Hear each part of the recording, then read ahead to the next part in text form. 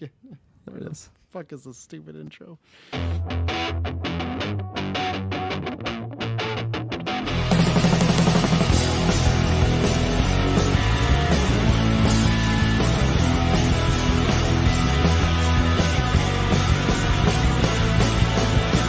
Get out the beach!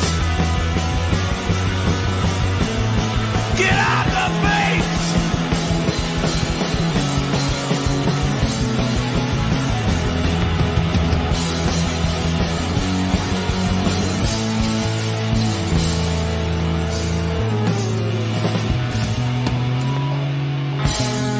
Hans, get off the beach! Hello, ladies and gentlemen, and welcome to the 579th episode of the GeekVerse podcast. I am the Clown Prince of Podcast, Travis Snail, and I'm joined by... I'm with totally Kirkland Patzer. I'm Mark Astor, Dylan Musk. I'm the always a bigger fish, Taylor Field. Always a bigger fit. Okay, great. Aquaman. Yeah, I kind of The forgot main. about that. Come on. Yeah, I guess it just... thumbnail. Yeah, I know. Is there a thumbnail? I it's assume coming. it's It's going to be on a thumbnail that will exist in the future. No, he's gonna do something else. Watch. I didn't because I had to turn it off because I feel like lately either it's a psychological thing or just keeps happening. I get something in my throat right before cast, but I had to turn it off when you said the totally Kirkland. I thought you said the toad liquor, and I had some questions for you, but then I came back and saw I your don't name like a was not toad that. in the party zone. Little Tenacious D reference. That's what I do on the like. weekends. So I think I had two questions for Kirkland. There was a third, I thought, but I've forgotten that. Okay, so one, is this the official... Yeah, I'm working on an accent for the next film. Is this the official setup for... Like, I'm not saying Oh, post-up. God, no. Okay. You thought this was my completed... Not so much. I mean, like, is Guys, this like my the, art? I put it up. I put it up myself. All Is this the symmetrical. location, though? This room? Room. No, not the room, the shot. Because before you were like, it was further away, the camera. You were further away. Oh. I really Yeah. don't know what changed with the camera, because this camera is notorious for me complaining about it because I can't adjust actually like the ratio and like what's being captured. So I have no idea what changed. I think actually what happened was I moved A lot my of things monitor happened to your forward. computer, over the last little bit. Your mic wasn't working, your It was- camera. Yeah, there's a ghost in there, so I gotta do a poltergeist on my computer to get that thing out. But yeah, I don't know. It's not a finished product. It's probably for the room. It's probably like 40% complete. Just the actual objects that are That's a low that are in percentage. here. Oh yeah, I got a lot of work to do in here. We've been focusing on other locations and then just clearing out those spots. This has kind of been like the resting zone for a lot of those items. That was Look at Kirkland last week. That's what I mean, though. It was a little bit of a... Looked way odd. better, eh? I did not see that version. I'm not saying way better. I was wondering why it was, like I said, it was the wide That's a shot, now it's a significant close-up change. shot. Yeah. She was very 'Cause now mad you're with like me one this. day. Came in here and ripped down all my posters. Yeah, I know that. Yeah. I No, was like talking I to said, Madison. I had a bunch of boxes right here, and then I just like covered them with that Spidey flag. But somehow it looked like it was perfectly flat. I don't know how it came out. Go check out that cast that we did to really know what I'm talking about there. But let me know too if there's an echo, because there is less things in here, so there's probably going to be a bit of an echo before it like cushions the I only sound hear one properly. Kirkland right now. So I think Okay, you're that's on that. good. That's good. Yeah. That's good to hear. What was And your number- second question, sir? What's the trophy for? Oh, thank you for asking. Yes, you look over here. This is the highlight of my summer over here. Over actually buying my first home. That was actually my highlight. I came first place in the A pool of the horseshoe tournament, 2023, and I won big cash prize. I won bragging rights. I How got this big, little cash trophy. prize we Yeah, talking how here? big cash? I don't want to disclose it. I don't want to make people $50 jealous. Denny's gift card. Are we talking triple digits? That's how he Yeah, bought it his was house. $150. $150 That's each. pretty good. Me for and my throwing partner. some fucking metal at a Not too bad. spike in the ground. I was pretty impressed with myself. The last time I played horseshoes was probably the last time I was there. So no practice in between. Did they actually give trophies, or did you use your winnings to actually just make your own trophy? Well, thank you for asking, Taylor, because they gave me this trophy, and then they also have a bigger trophy that my name gets like put on it with a plaque. So I will get a photo of that for bragging rights. Maybe on like an After 9 or something. I'll pull that up so you guys believe me. Too bad you're not single anymore. That would have just brought in the ladies. Oh yeah, like would have been no right on the other, Tinder man. profile. Yeah. Horseshoe winner. With you with the 2023 trophy. event. Oh yeah. Like doing the bite like on the goal like that. All 6 pictures are just different variations of him with the trophy. There's no trophy left, just bite marks. Yeah, you've taken the 150, convert it to American, got $1 bills, so you just make it look like you're just rolling it, but really someone counts as like, I think it's just 150 Canadian, but well, there you go. Congrats, sir. I'm glad that Thank you guys. for you. Been I waiting for appreciate the it 'cause the money. congratulations. Well, we couldn't. You didn't tell us. You don't tell us these things. You don't tell us about this. One day you just randomly like F1. Like there's all this stuff. You'd be like, guys, I've been loving this for years. Like, no, you haven't. This is a new thing. Like there's these things that we're supposed to know, but we have no information. You never ask. You gotta ask specifically what's going on with. Are you into F1? And then I would have answered, yes, I am actually. So I'm just supposed to ask you if you're into anything. Yeah, it's got to be specific. Are you into Sex in the City? No, Do you like In Sync? no, maybe one or two songs. There's some but I don't early seek them out. 2000s hits right now. Yeah, he's just going genres. I don't know why I time traveled back there. No, well, In Sync I asked because they're reunited. Did you hear that? They're back together. They put out a song. I don't think they've said this, but I feel like they're gonna do a tour because I feel like there's some money there. If the Backstreet Boys can tour, In Sync can tour, but I don't think I was JT's aware crew, that right? they deunited at some point. yeah. Well, when Justin Timberlake got big, that's when he went his own way, Okay, and then yeah, I there kind of was forget that he Yeah. that was where he got where he cut his teeth, so to speak. Yeah, well, that's the thing. With Backstreet's going, and they have no big stars, but NSYNC has JT, so he can tour on his own. I've seen him, great tour. So I feel like there's some juice there. But then I don't know what the whole deal is because Emily told me it's for the one of your last picks there, Kirkland, Trolls Band Together or Trolls World Tour. They did the song for that because remember JT always does those type of songs. So. He always does the Trolls. He's And just they're always attached to hits. that and the Smurfs. I think he did that one too, didn't he? No, Wow. He didn't do You- Smurfs. you a Smurfs fan? No, I just remember there was a popular song around Who's the your time favorite of Smurf? Smurfs. Probably just Grandpa Smurf, Papa Papa Smurf, Smurf. whatever you yeah. Okay. He's just I don't different even than know the his other name. ones. Different attire. So Who's your least favorite Smurf? Ooh. Smurfette. it's tough. Yeah, I wouldn't say like Smurfette. I wouldn't say like what's the smart one with the glasses. I wouldn't say him either. He was always fun. I know none of them other than Smurf. Yeah, I know. That's the thing. Like, I feel like all the ones that I can remember were like interesting. So maybe just like some basic one that has no different attire or whatnot. What's your least favorite nacho topping? Oh, olives, black olives. Yeah, probably. good call.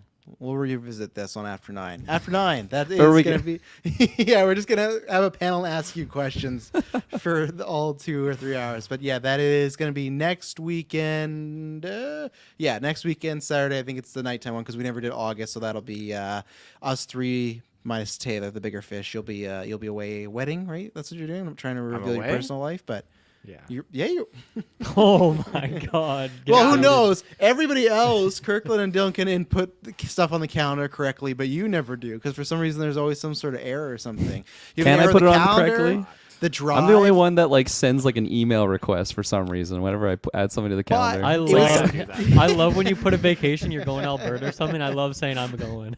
I'm attending. I am there. I love it. You should have been the spectator for my horseshoe tournament, Dylan. Come on, you could have been cheering me on. But Yeah, at least it shows up on the calendar. Some of Taylor's stuff, Yes. like the desktop.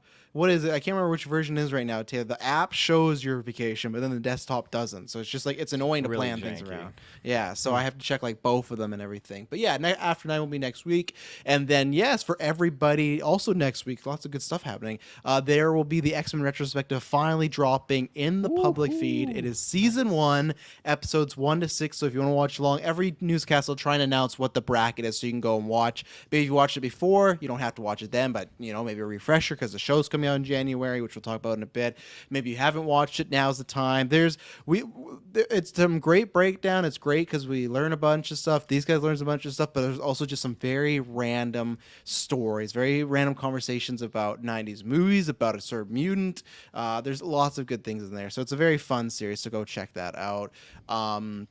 Check out whether you want 1 or 2. There's 2 Starfield. There's a Starfield Impressions and then a review. Taylor joined us for the second week one, and the first week was me and Dylan, so check that out. And then next week you guys got, I assume, lots of news to break down with all these panels. Oh my God. and So much directs and stuff, yeah. Nintendo Yeah. Direct and a State of Play, and we each have a bunch of games that we want to talk about too. So I'm going to say right now, it's probably going to be like 2.5 hours. That's my guess. It's going to be a long side. And quest. there's a Me and Kurt will Spidey have those showcase every tomorrow too. They once- I dropped, missed that. Okay. It's gonna be 3 hours. which I don't Buckle up, understand Kirkland. because there's it's not a showcase. I think it's like there's critics got it and it's not reviews, but it's like clips and stuff are going out. But even today, they revealed Okay. stuff like there's like 65 suits in the game. That's nuts. Well, it It's was in like- the state of play, even though the state of Yeah. play was said it had no first party stuff. So Yeah, it's very fucking odd. liars, man. I'm like, Yeah, can't so believe check that out. You got lots, and then every week, I'm not sure. Kirkland, is this next week going to be? You know, Thrawn hasn't come yet. Are you going to be coming?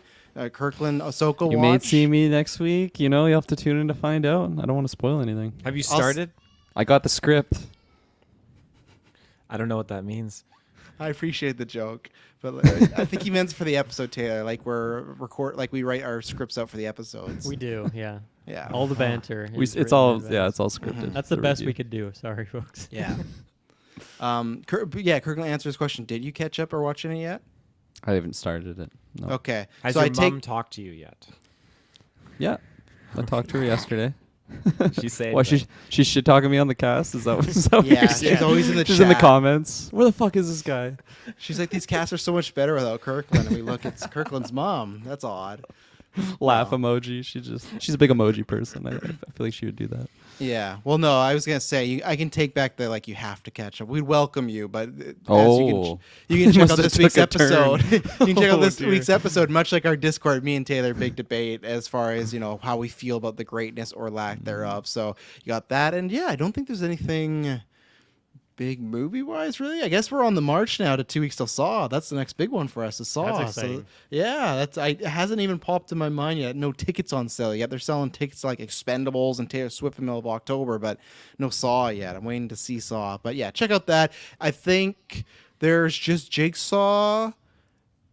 There's just Spiral from the Book of Saw left to go. So if you're a Saw fan, go jump in the feeds. I'd say review feed because that just has them all there right in a row.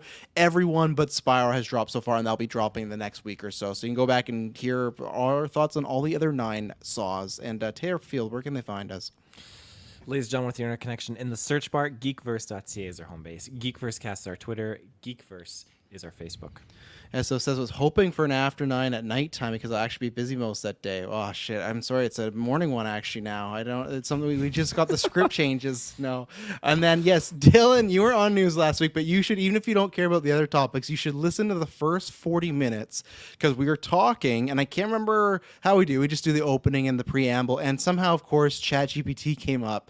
And we were talking about fanfic because Taylor said something where he said, that Twilight. He's talking about Twilight and 50 Shades. 50 Shades reminded him of fanfic, and he didn't know, and I was laughing because I thought he was joking, but he didn't know that 50 Shades was originally just fan fiction based on Twilight, and it got turned into a book and everything. I've So he's definitely like, heard that fact, but Yeah. I often forget, I think. Yeah, he had never heard it. So anyways, we started talking about what if there was GeekVerse fanfic, and ChatGPT actually had us in there. You come in a surprising way, but we got a 3-movie pitch, and it goes on a whole wild round. We're all 4 involved, so give it a listen if you're bored at some point because it's really good. That So, was last week's newscast. That was not yeah, on the last Poker first 40 episode. minutes is purely that. I'm surprised no 1-star reviews or anything like that. So, and then a little yeah, we're not- self-indulgent, I think, but no, I'm gonna definitely check that out. That sounds- yeah, we should have saved for another time, but we were on a banger. No, I don't know what the hell I'm talking One of about. the two.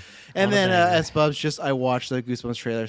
The Travis Scott Goosebumps Neo drop is hilariously on the nose. 2000 Suicide Squad-esque. Yeah, I didn't make these guys watch it. The trailer is out there. You can go back again to last week's news to hear my rant. It was an awful, awful trailer. But was there another trailer that was awful? We got lots of things. We got lots of horror movies to talk about. We're going to catch up on some of this Marvel news that we kept pushing off for last week. We're going to talk about some Aquaman because that movie is just like 100 days away and finally got our first poster and trailer. So that's going to be a little unprecedented, but, they're having tough times. So, Taylor Field, what first I was going to say, give people a little reminder of where, because we haven't talked about Aquaman since 2018. Give people a little reminder of what you thought of first Aquaman, and then what do you think about this trailer? And I'll have some follow-up questions after I get these guys' opinions. But yeah, today was the first, this is technically, if you want to be whatever, the last DCEU movie. The next movie we get after this, of course, will be Joker and the Batman, but that's nothing to do with this. So this universe, this is the official, final nail in the coffin, send off to this canon. No, I feel good that I have been able to be there for all these films kind of into the closing era of this You feel good? canon. Feels good. It's end of an era for sure, but I've enjoyed more of these films on the back half, I'd say, and I'm happy about that because for me, I feel like with The Flash I liked, Blue Beetle I liked, and so I feel like with Aquaman too, after seeing the trailer, I enjoyed what I saw. So I feel like it's kind of going up and up for me a little bit more. Yes, question. So you said on the back half, we notoriously started this podcast, and I know we always got to bring this up, but BVS was a 9 out of 10, and Suicide Squad was a 10 out of 10. That's a start. But when you look at like Black Adam in the middle, Shazam Okay. 2, Okay. not really hyped on those middle ones. And the Wonder other Woman Suicide 2. Squad, I was Right. a little bit okay with, Okay, but it wasn't no, like up there. So You're right. You're pretty right. I forgot. You weren't really hot on those ones. So, okay. Fair so enough. like like when you're trying to, you have a new employee and you're trying to like dish them out, you give them the positive stuff at the start, then you give them the heavy hitter in the middle, then you end on a positive note, the sandwich. So that's what it kind of feels like for me with DC. But it starts off good, then it's a little murky in the middle, and then it's That sentence, closing off when you have a new employee and you're trying to dish them out, like I have no idea what you're talking about. Actually, Sounds like you're You're trying to get rid of training them. Yeah, I've never heard that term before. But Aquaman 2, I'm very much excited to see it because I feel like it's the one kind of DC movie to me that can just go super crazy on the CGI, but it just fits because it's just the underwater theme. The visuals are crazy. Everything's going nuts. It's awesome. And I think the first one I have only actually seen once, and that was in theaters. And it is something that I do feel like I need to revisit. I am super bummed that we never got that film, The Trench, because I feel like we would have got some fantastic stuff out of that. And there were some great visuals in that first movie. Question? No, statement. James Wan did say that they put some of that into this movie, so you'll get a little bit of that. I thought like goodness I there. didn't think that, but like looking at this, I thought, oh, there's some really cool trench like stuff in here. So that was really driving with it. I feel like the movie was supposed to be almost primarily how he got the Black Trident, and then it would be the setup for, okay, now he's going to go into Aquaman 2, where I feel like that stuff's probably incorporated into this one, which all looks cool. I'm That's about just down a for prediction. that. Yeah. I'm genuinely just really excited to see this be a direct follow-up with returning characters and continuing on with Black Manta. I think that's really cool, and they're not just, hey, one and done villain. I miss those old days where you have a movie come out and it establishes the tone with here are your heroes, here's the villain, and then it just kind of moves on from that. And now we get to this next film, and it's like, no, we're bringing back that main villain as the villain, and maybe some other characters that were formerly adversaries have changed into allies. So there's a lot of cool new dynamics in here. I didn't see Willem Dafoe pop in the trailer. Did I miss that? He Are muted. you just screwing with me? He unplugged it. He What unplugged do I you it. did not guys see him got? either. Is he still alive? I totally forget. I can't remember. He Was he live, did. Kirkland? Thought he did. You Am I back, back? Travis? There you Am go. I back? Did or Yeah. he died? I don't know. He did. No, he was alive. Fucking he was everyone's alive. Speaking in code tonight, I'm so confused. Speaking in tongues. Nikki Tam, hey guys, I see Jen Nicole Kidman's face, kind of worried and worrying. No, I got the trailer. I'll show that shot in a second. There was a couple questionable ones, but so he's not in this movie because of scheduling conflicts. They just couldn't get him.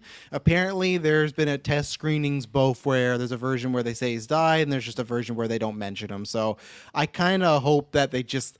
I don't like. I guess it doesn't really matter because his universe is probably ending. But if I was the people, I would have.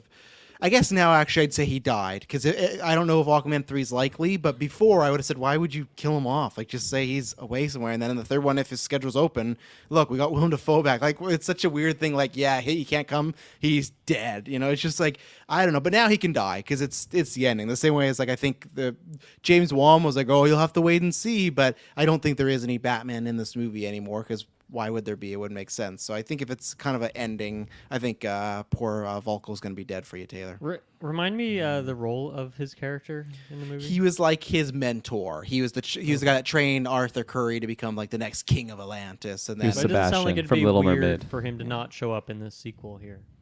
why would it be weird? No, it sounds like it wouldn't be that weird if. He Oh just no, didn't yeah. show up. Like he was in the Not that kingdom, but I can consequential. we can head canon that he's just doing fish stuff. You He's know. busy training Aquaman too. He's Yeah. got debts to repay. What about you, Kirkland? Where are you on your Aquaman right now? For the hype, pretty low, higher than before I saw the trailer. So I guess that you That's could good. see that as a victory. But yeah, like I was joking around, like because I knew we were gonna be talking about this today, and I was joking around with some people at work about just the fact that this movie's coming out in December like this year, and there's still no trailer out. At the time I was saying this, and it's just crazy to me that like they didn't really get ahead of the game on all the marketing and all these things. They don't got the money. I yeah, no, for sure. And when I saw this trailer, I feel like it just felt to me like they had all of this marketing material that they had like ready to just drop like progressively up until the movie, but it's just like we just packaged it into one big bundle, and this is your marketing for Aquaman 2. I felt like there was so much in this trailer, and I did not think it was a good trailer, honestly. I did not like this trailer. Wait I a was second, pretty though. I thought you said you were more excited after the trailer. I was. If you would have let me finish, I'm gonna keep going. It's an odd statement. Not a good trailer, but more excited. Okay. Not a good trailer. Because I don't know. I just felt like in the beginning there was just some real jumping around with like his family stuff. We got the classic lighthouse keeper. My father was a lighthouse keeper. I kind of chuckled with that, just the callback to that Forgot about that scene. meme. It's a classic. Oh my god, throwback. Especially like in the first trailer for Aquaman, like the first one, it was like a stormy like event on the lighthouse, and now it's like calm, and he's got his kids. It's just like this is just I don't know. I think having Jason Momoa too, just like with his family and just him narrating it, just it gets me because I'm thinking about back in the day seeing that first trailer, and my father was a lighthouse keeper. But anyways, I digress. This trailer, I just felt like I saw basically all the main moments of this entire movie. There's not going to be a lot of surprise, I don't think, like at all heading into it. But that being said, I don't think it means it's going to be a bad movie. I think all the things that were shown in here, especially thinking back to how much I enjoyed the first one for the underwater stuff and the combat scenes, Black Manta, I think I am going to enjoy this movie at least enough to pass it. But I don't know. I think it was also just the buildup of, okay, we're finally going to get our first look at Aquaman 2. I got it here, and I took it all in. I was like Willem Dafoe at the lighthouse. It was just like, oh, and I just took it. Aquaman 2 is mine, and I don't know. Like I am more excited to just see the scenes that I saw, but I was hoping for just a little bit more, like high, like I don't know, discreet discreetness, maybe for lack of a better word. Of discretion just going on. discretion. Thank you. Of just like what event is gonna happen when I go see this movie. And now I think I just saw like the whole adventure in this. What was it? It was 2 minutes and 46 seconds, and I don't think that's a good trailer if it does that. I might be in the minority on that, but that's just me. You don't know if he wins. Black Panther. He's gonna win it all. Black Panther's gonna lose. This is basically Black Panther. That's what I got from this trailer. Where he's gonna lose his kingdom. He's gonna go on this redemption adventure. He's gonna come back, defeat the guy that took over his kingdom, and then it's Black Manta may or may not die. Might be the Killmonger route. What if Black Manta murders his kid? Well, That's not happening. we'll return back to that because that's a whole debate on the internet about that because there is a comic book storyline. So, Mr. Musk, Well, then I where are could be you? wrong. Yeah, shit. Where Comic were book you expert. on the seas? Yeah, comic book expert Kirkland Patzer. Go listen to the Enthusiast. fanfic I got last week, demoted. yeah. Remember? Yeah. Where are you on these seas, Dylan? Yeah, I mean, going back to the first one, like when you said it's 2018, it's kind of crazy that it was that long ago, but it genuinely does feel like that. Like I have very few, if any, memories from that movie. I could not tell you what I said on the review for that one. You weren't on there. Well, there you go. Yeah. I could have been. I could not have been. I really don't know. I definitely watched it at some point, but I guess I just watched it in the lead up to Golden Geeks or something to that effect. Funny enough, it was you and Briggs, I'm pretty sure, that watched it together. Because, I think you guys watched it at some point for, a lead up to Golden Geeks. But, no, it was me and Taylor, because me and Taylor did a Bumblebee Aquaman double header. So that's how I remember that, Classic Kirk, 2018. Kirkland was like, fuck these fish people. And it's like, whoa. Well, I think I'll have I'll have a similar experience because I don't think I'll be seeing this in theaters, but I do actually think this is a good trailer as opposed to Kirkland here.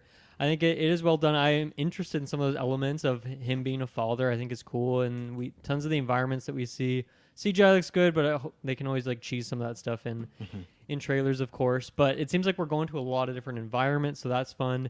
And then Black Manta, I don't think he's going to be an all-time great comic book movie villain or anything, but he seems he seems fun. He seems like a good opposition to our hero here. Whether he's like fully in that suit shooting lasers or just like sitting in the throne looking cool with his eyes. So he seems like a fun villain. And so I'll definitely check this one out. If you guys enjoy it, then I'm sure I'll check it out prior to Golden Geeks. That's kind of where I'm at this point. But I gotta say, I gotta give it up. I think this was a well done trailer and definitely had some cool elements to it and kind of showing off some characters that maybe were in the first, but I just can't remember. But either way, I think it was pretty decent. But I don't know if it necessarily sold me to go to the theater on Christmas Day. Yeah, you're not gonna take. No, I would like to see Aquaman with Richard Musk though. I think that would be a really good experience. I'm not sure is that like There he is. Momoa. Jones, Aqua. Yeah. Yeah, next time I see him, next time I go in the office, I'll be like, "Do you like Aquaman?" And he's gonna be like, "I don't watch that shit." No, I don't know. Does your dad enjoy the superhero fare? Not really. Yeah. Even though I feel like there's a lot of similar things that he does enjoy, but I think he's kind of like an old school guy. You know, he likes Star Trek and like black and white TV shows and stuff. I don't know. Oh, He's always watching the what is the retro Deja Vu. He's always watching like that sort of stuff. You know, TCM, like classic movie channel. Yeah, you should all give that- him all that Lighthouse sort of though. thing. That's a black and white movie. That's something. true. I don't know if I want to watch that with him. I think I'd rather watch a different one. But funnily enough, so I was just in Kelowna, and my dad gave me a bunch of collectible cards that he had. And I remember as a kid growing up, I'd love looking through those cards. A lot of them were like Marvel cards, and that's how I like knew about a lot of Marvel characters, just looking at these cards and imagining what they were like, even though I never read the comics or before I saw them in movies and stuff. And he gave me a bunch of DC ones as well. I don't know what I'm going to do with those ones. I don't know, maybe giveaway if anyone else wants Study to up. But there's like I think Aquaman, a bunch of other characters are in there. So I don't know. He collected those at some point, so maybe he's got a little bit of DC in his backlog. But Nice. There you go. those are cool cards. I should show them off on. Yeah, you at some should. point. Yeah. Kirkland, you had a response to this. Do you guys think that the 1 second of Amber Heard in the trailer is going to cause another round of boycotting the movie? I think for the I found people it on Twitter, hilarious that she was in there for a frame. I wrote that down too. It was hilarious to me. like it definitely is noticeable, but at the same time, I don't think the people boycotting this movie are going to care. Like, I think it's just the people on Twitter and social media. I think most people in the GA, they're seeing this movie or not. I don't think that many people are that passionate about the Depp and Heard divorce and everything. But James Wan said that was on purpose even before like anything, like because he did a big interview and he's very good at the PR. He just said, well, the first movie was a love story and this one's about, bromance. It's about, Orm and Arthur coming together. And like you can't now, could she have more screen time and they cut it? Absolutely. But if you look at the way the movie's framed, it does look like it is Arthur and Orm from the beginning to the end. It's them on an adventure. They're doing we talked about in the chat today, it's the Jack Sparrow Barbossa thing. It's the enemies from the first movie coming together to work together. And like Taylor said, I like that aspect where, okay, other than maybe Mara, everyone's back. Like you got Nicole Kidman, you got Black Manta, you got Orm. And with Black Manta, it was like a setup. You don't need like another villain. He didn't get much time to shine in that first one. So I love in this trailer, Yaya's all over this fucking thing.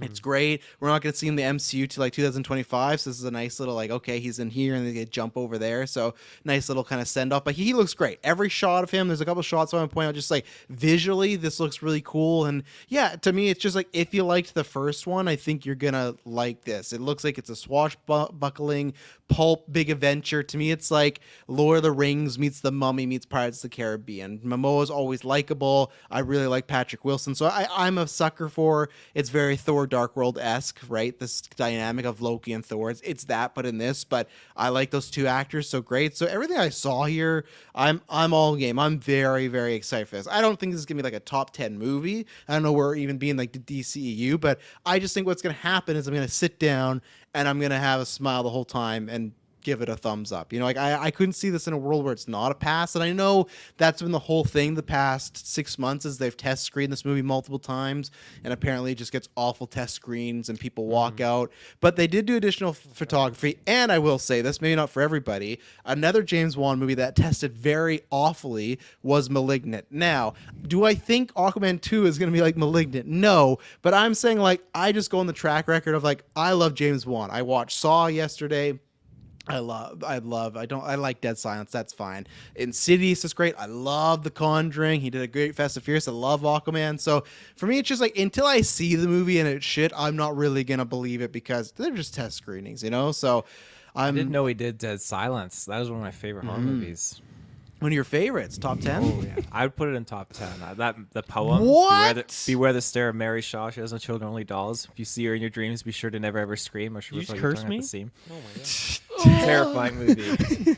Dead All three Silence of is in us just possessed. yeah, Dead Silence is in your top 10, and this is the first. It's time in you're the bringing it back up. half. The back half. But it's I've been, That's definitely so I've up been ten. making a list of movies because you know how I've not seen tons of classic movies. I've been making a big list and I'm trying to knock things off. Should I put this on my list of horror movies? Let me put this review on Google here. If I had to describe this movie in one word, that word would be perfect. So let's take that as you will. Can't get much better than that. Google Taylor review. Field. yeah.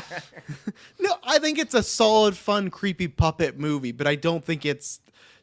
I think Dylan, it could be the very bottom back half of your list of catching up. You know, like Okay, another Google review here. 3 stars. This movie is somewhat capable of creating suspense, but you sometimes wind up wondering why you were worried. Very different review than what Taylor just laid out. Is that 3 Not- out of 10 or 3 out of 5? 3 out of 5. Not an awful review. It's still a pass, but Respectable. it's just, I don't know, it's kind of flat. yeah. So no, I really like the trailer. I'm excited. I'm happy it's coming out this year. Still I like that it's still the 20th, so it's not because there was rumors it was the 25th, and I was getting really mad at one point. But I'm happy that's not the case. So yeah, the 20th. There's just a couple shots I'll point out here. That's from the first video. They go over his whole spiel, right? Of I used to be this guy. There's the lighthouse we were talking about. It's looking in good form right now. There's Tamora Boba. Morrison. Yeah, Yeah. I don't think you get a close up of him at all in this trailer. Do Yeah, you? you do. I don't recall. They're do you? sitting Okay. down. Yep. Oh, right. When he's like, I had an easier job than you. Yeah, da, da, da, da. The funny thing in this whole situation, though, is so we're going to talk about the baby in a second, but it is strange that in all these scenes, maybe it's different in the movie, like Mara is nowhere to be found. It feels like he's a single dad. It really does, like the way they're framing it. It feels like she gave birth, he took the kid to the sea, and then said, see ya. Or she said, see ya. I don't know what the framing is there. I'm sure she's just on a mission. But what happens is Black Manta in the comic books does do 2 things. He takes Arthur's hand, and that's how you might see lots of images of Aquaman with a hook hand, and he does kill his child. So that's why people have been theorizing, because we've known about this baby for a while. People have been theorizing that's going to happen. I will say maybe there's leaks out there. I don't know. I will say 100% that is not going to happen in this movie. I just don't think, especially with the tone this movie is, I don't think this is a baby killing type of movie. I really don't. If the son was even a little older, maybe fine, but I just don't see that, especially because they have Momoa cracking jokes, which some people are like, oh, the humor in this trailer. That's the same as the first one, but I don't think they're going to follow that comic book run and kill his son. Does anyone think they would kill his baby in this movie? That'd be pretty dark on the big screen at Christmas Yeah. time. All those factors, yeah. But it is Aquaman! James Wan, so I mean, if anyone's gonna do it, it'd be him. God. What is it? I'm assuming this baby has powers in the comics and has a name, a superhero name. What's the superhero name for this baby? Couldn't tell you. I'm not Arthur. Aqualad. I'm not a big. No, there is an Aqualad. That's Black Manta's son though. Oh, That's Yeah. a great went a name. different route.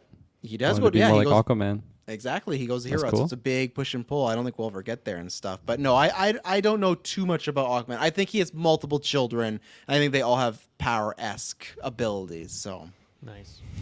Taylor, are you gonna be seeing a dead baby the week of Christmas? Yeah, that's a little bit of a buzzkill, eh? Yeah. Great motivation. Great motivation though. To go get Black Manta, right? I mean, you don't really want to drift too far from the source material, though. I mean, Well, they You do might- all the time. Wait, Piss There it sorry. is. Can you go back? Yeah, sorry. There was a lot going on in that shot. Of the shot? Pops. No. When he's looking at the baby. Oh yeah, sorry. First, Um, okay. Yeah, right. First of all, what's going with that lamp? Like, is that Yeah. like pasta inside that lamp or something? No, That's a shells. brain. That's hair. That's merit. It's a Mara's. And then is that just a fucking tesseract in the background on the other side? I think. I think that's just a regular old baby light. It does look like a tesseract, but I think it's just a regular old baby light there. Looks so. magical. so at this point, when he's got his baby, is this when he's like getting drunk with the Flash? I would hope it's before, but you know. There you go. Okay, so it's a she, a super. Her name is Andy, and Aquaman in the future. She's still infant in the comics right now. What is the baby they kill, Superman Mike? Because you might be more current. Which also, U.S. Agent Clay asked us a Patreon question, but I didn't throw it in here because none of us could probably answer it. He asked what comic books we've read in 2023, and unfortunately, I think I could. Zero for me. Yeah, I could tell you. I think it's the first year I've not read any current comic books. They've definitely fell the wayside. So. Taylor Kirkland, any comics this year? Negative. Yeah. No, negative. The Thrawn comics, but Oh, there you I haven't go. read anything That doesn't else. count. Attaboy. Yeah, Marvel DC. Yeah. What about you, Kirkland? Is the baby sticking around? No. Well, I mean, yes, the baby is. I thought you were gonna ask me. I thought the initial let me question was, go. "Is the baby dying?" And I'm like, No. no, there's no way. Yeah. It's done. No, yeah, I think this baby is not gonna die in this Christmas time movie, and not that like.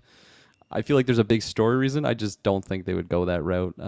For I don't know, like DC's, they can do some dark things, but I don't think they'll. I think the killer or the death of this movie will be of the mom of the baby. Really? I'm sticking with that camp. So I think that'll be all the motivation he kind of needs, even though we probably won't be seeing her too much on the screen. Who knows? Maybe like kidnaps the baby, like because the baby is obviously not with him on all of the missions with him and Orn. So, but I don't know. Maybe he leaves them with Boba on the lighthouse. Yeah, could be.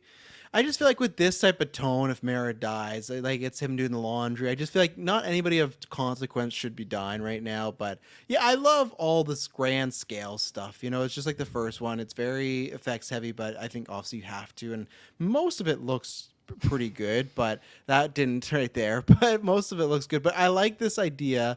Yeah, looking good. Has a big scar.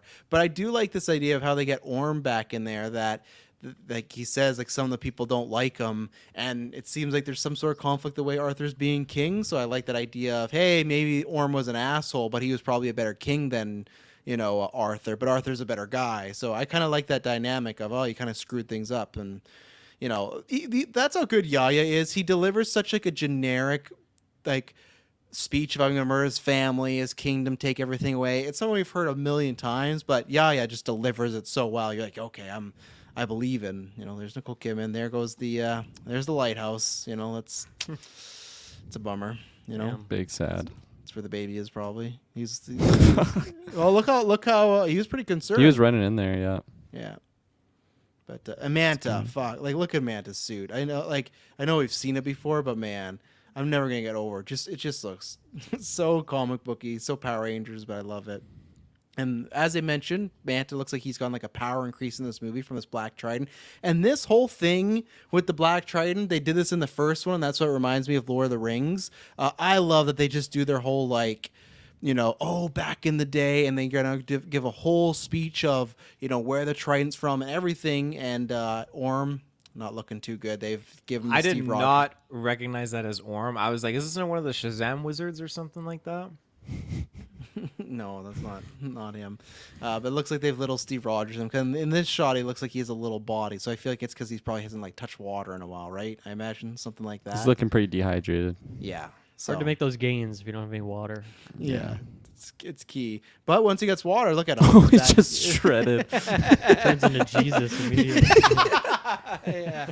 But Look see, at those abs. Oh my Yeah. gosh. Those pecs. Oh my god. Yeah. And this is where it's like the don't call me brother, all this. Would be after the adventure again. I don't think he's cracking these jokes after Mara's dead. Bigger than Momoa in that shot. My gosh. Oh yeah. Patrick Wilson's here to play, all this stuff. But I'm trying to get to one specific shot because there's one shot where they're talking about the Black Trident. Like I said, this is all the shit like the Mummy, Lord of the Rings. Absolutely love the lore. There's just some great images of Black Manta just being badass all around. Ooh. Oh yeah, hang on, it's coming up here. Add him to Mortal Yahya. Kombat. Let's go. Oh yeah. I think it's at the lighthouse. Yeah, I did appreciate that they felt like in the trailer they had to give us 15 seconds of the backstory of the Trident. They couldn't just save that for the movie. But already I'm liking these like Nazgul looking people and stuff. They're so. very much not as good looking. I didn't Yes, notice like look at that. I'm all like, that's sick. yeah, like I'm so ready for right there. Look at that shot. The green fire, the sea urchins, his little dead arm. Like that's No, those are sea urchins. Those are fucking Grindylows from Harry I'm just, Potter. I'm just saying whatever they are. Like there's sea something, right? There's sea animals, sea creatures, whatever, sea urchins. There's something from the sea. But this right here, you talk about fucking wallpaper, computer wallpaper. My God, Black Mantis looking badass. So I'm loving everything about this Black Trident. You know, all Do you like think- the. Sorry, that shot of him like in front of the lighthouse. Do you think that's a real shot or like a dream sequence? It's like a vision of him taking over the lighthouse, like worst case scenario. It's tough because the 'Cause lighthouse. it's kind of like too perfect, in front of the lighthouse. Like, Yeah. did they really need all those people to go take out the lighthouse? I don't No, know. but maybe Does he- get destroyed. Yeah, it does get true. destroyed, right? And they come back when it's gone. So maybe. Yeah, I don't possible. know. We'll I just took see. it like it was a little dream sequence. But It looks very dream sequency, so it could be right. But it's one of those movies where they have a dream sequence and then they still do it, I guess, because no. the suit gets taken out. We didn't talk There's the about sea earlier. urchin. Yeah, the sea urchin. We saw his stealth suit earlier, where he can literally go invisible, which is a strange, Nice. CGI looked decent, but man, that shot just made me That laugh shot so not hard in good. the scene. And then it's all about uniting the Seven Kingdoms. I'm not even gonna. Frame of- we missed her. We missed her. The frame of Herd. Yeah, there's one right there. So yeah, I don't know. That's so her maybe, death like, scene, She's just man. trapped for That's the what whole she did, movie yeah. in the cell or something. Well, I think she's busting into someone's ship. I think. Oh. Yeah, but yeah, that's her. Yeah, and just lots of cool stuff. Like look What at a that. sweet mount. Okay, and I think people are talking about this. I don't know if I can pause it correctly, but this shot of Nicole Kidman not looking the greatest as some sort of I don't know. What's I mean, if you going can on barely there, but- pause on it, like, Yes, is it that's really where that I am. noticeable? Yeah, that's where I am. Of course, when you pause on it might not look great, but it's fine. But yeah, December 20th, Aquaman. I don't know why I text Aquaman. I haven't texted that number, but You should. a lot of people on this story. Story by James Wan, David Leslie, Joseph McGoldrick, or is that David Leslie Johnson McGoldrick? Is that one person? That's one different person, right? people, right? David Leslie I think Johnson. that's one long name. That's one. Well, they don't long have name, like yeah. the yeah. Yeah. Wow. Okay, so 4 people, but Jason Momoa and Thomas Sabit. So, yeah, there you go. So Aquaman will be coming out the 20th. We'll be there talking about it, everything. And here's some updates on the baby. So, if they kill the baby in the movie, they need to advise viewers to bring that extra unplanned kid you got to I butchered that, sorry. If they kill the baby, they need to advise viewers to bring that extra unplanned. Oh, I'm not going to read that. No. Let's see. The baby that died was Arthur Jr. Okay, so again, multiple ones. And then that's Manta stealing Aqua Baby. Okay. Yeah, like I just don't understand the plot of like I gotta kill his whole family. baby. Yeah, but then I'm gonna just steal the baby. It's just like like it's just such a MacGuffin. Like it's such a I had this baby. Like what is like? Does the baby unlock something? I don't know. We'll see. But yeah, let's take our first ad break and then we'll be back with some Marvel news. We'll be right back. And we're back. So Taylor, I'm gonna let you guys. Do you want to talk about Deadpool 3 first or Secret Wars? Ooh, Deadpool. Okay, I was not ready for that, but that's okay. No, anyway, so there's just been some stuff come out. So there's been some clarification that the rumors going around of Ben Affleck being Daredevil seems like that's not going to happen. So maybe he just didn't go through with it, and that's why the Jennifer Garner thing's there. So that's one clarification. But since we last talked about, there's been kind of 4 rumors. One rumor is the kind of plot is we've heard this before, where Deadpool there's like multiverse stuff is going on, universes are going on, like dying, being destroyed, whatever. And I guess the idea that the TVA or somebody we don't know has is they want to try and get the best heroes from each universe.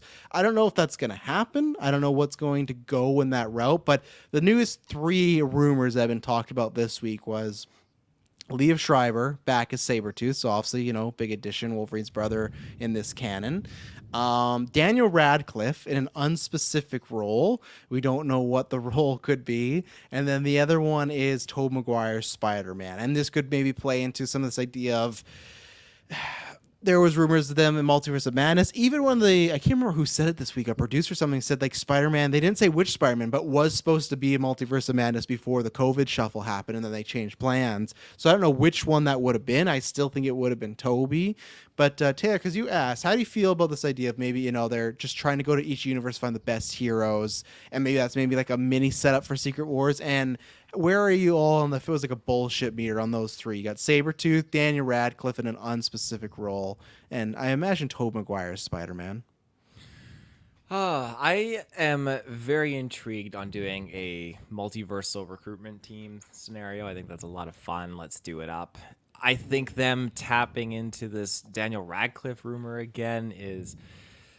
There's got to be something concrete here at this point. It was never a rumor. It was don't change history. It was a fan cast. It was never rumored. Marvel Him was as never... Wolverine?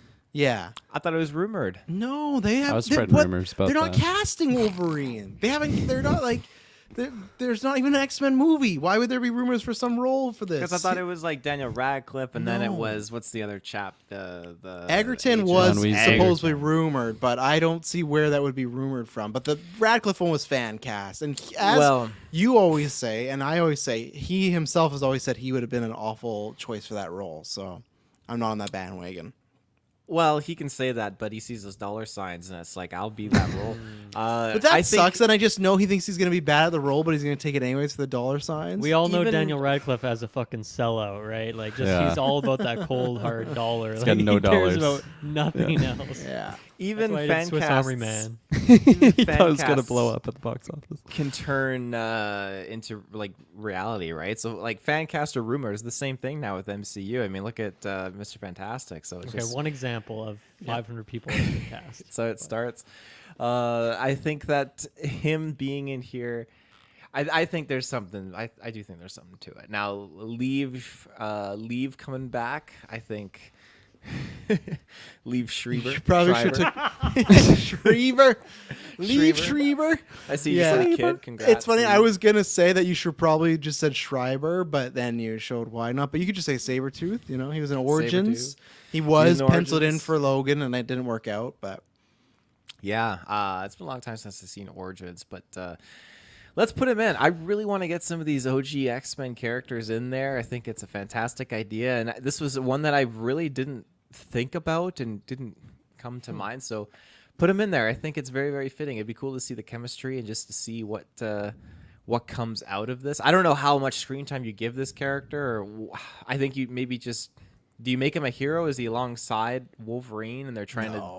No, he's still the villain. 1 minute and 52 seconds of screen time. The now. Queen Mira equivalent. I think you do a fight scene, and you get Liev Schreiber to look like the X-Men animated show. Like you give him the full suit, the fur, everything. Like that. Whited eyes, no... Yeah, sure. Why not? Like they're already Big giving bangs. Wolverine the huge like comic book outfit, right? Like I say, just go ham and just do that.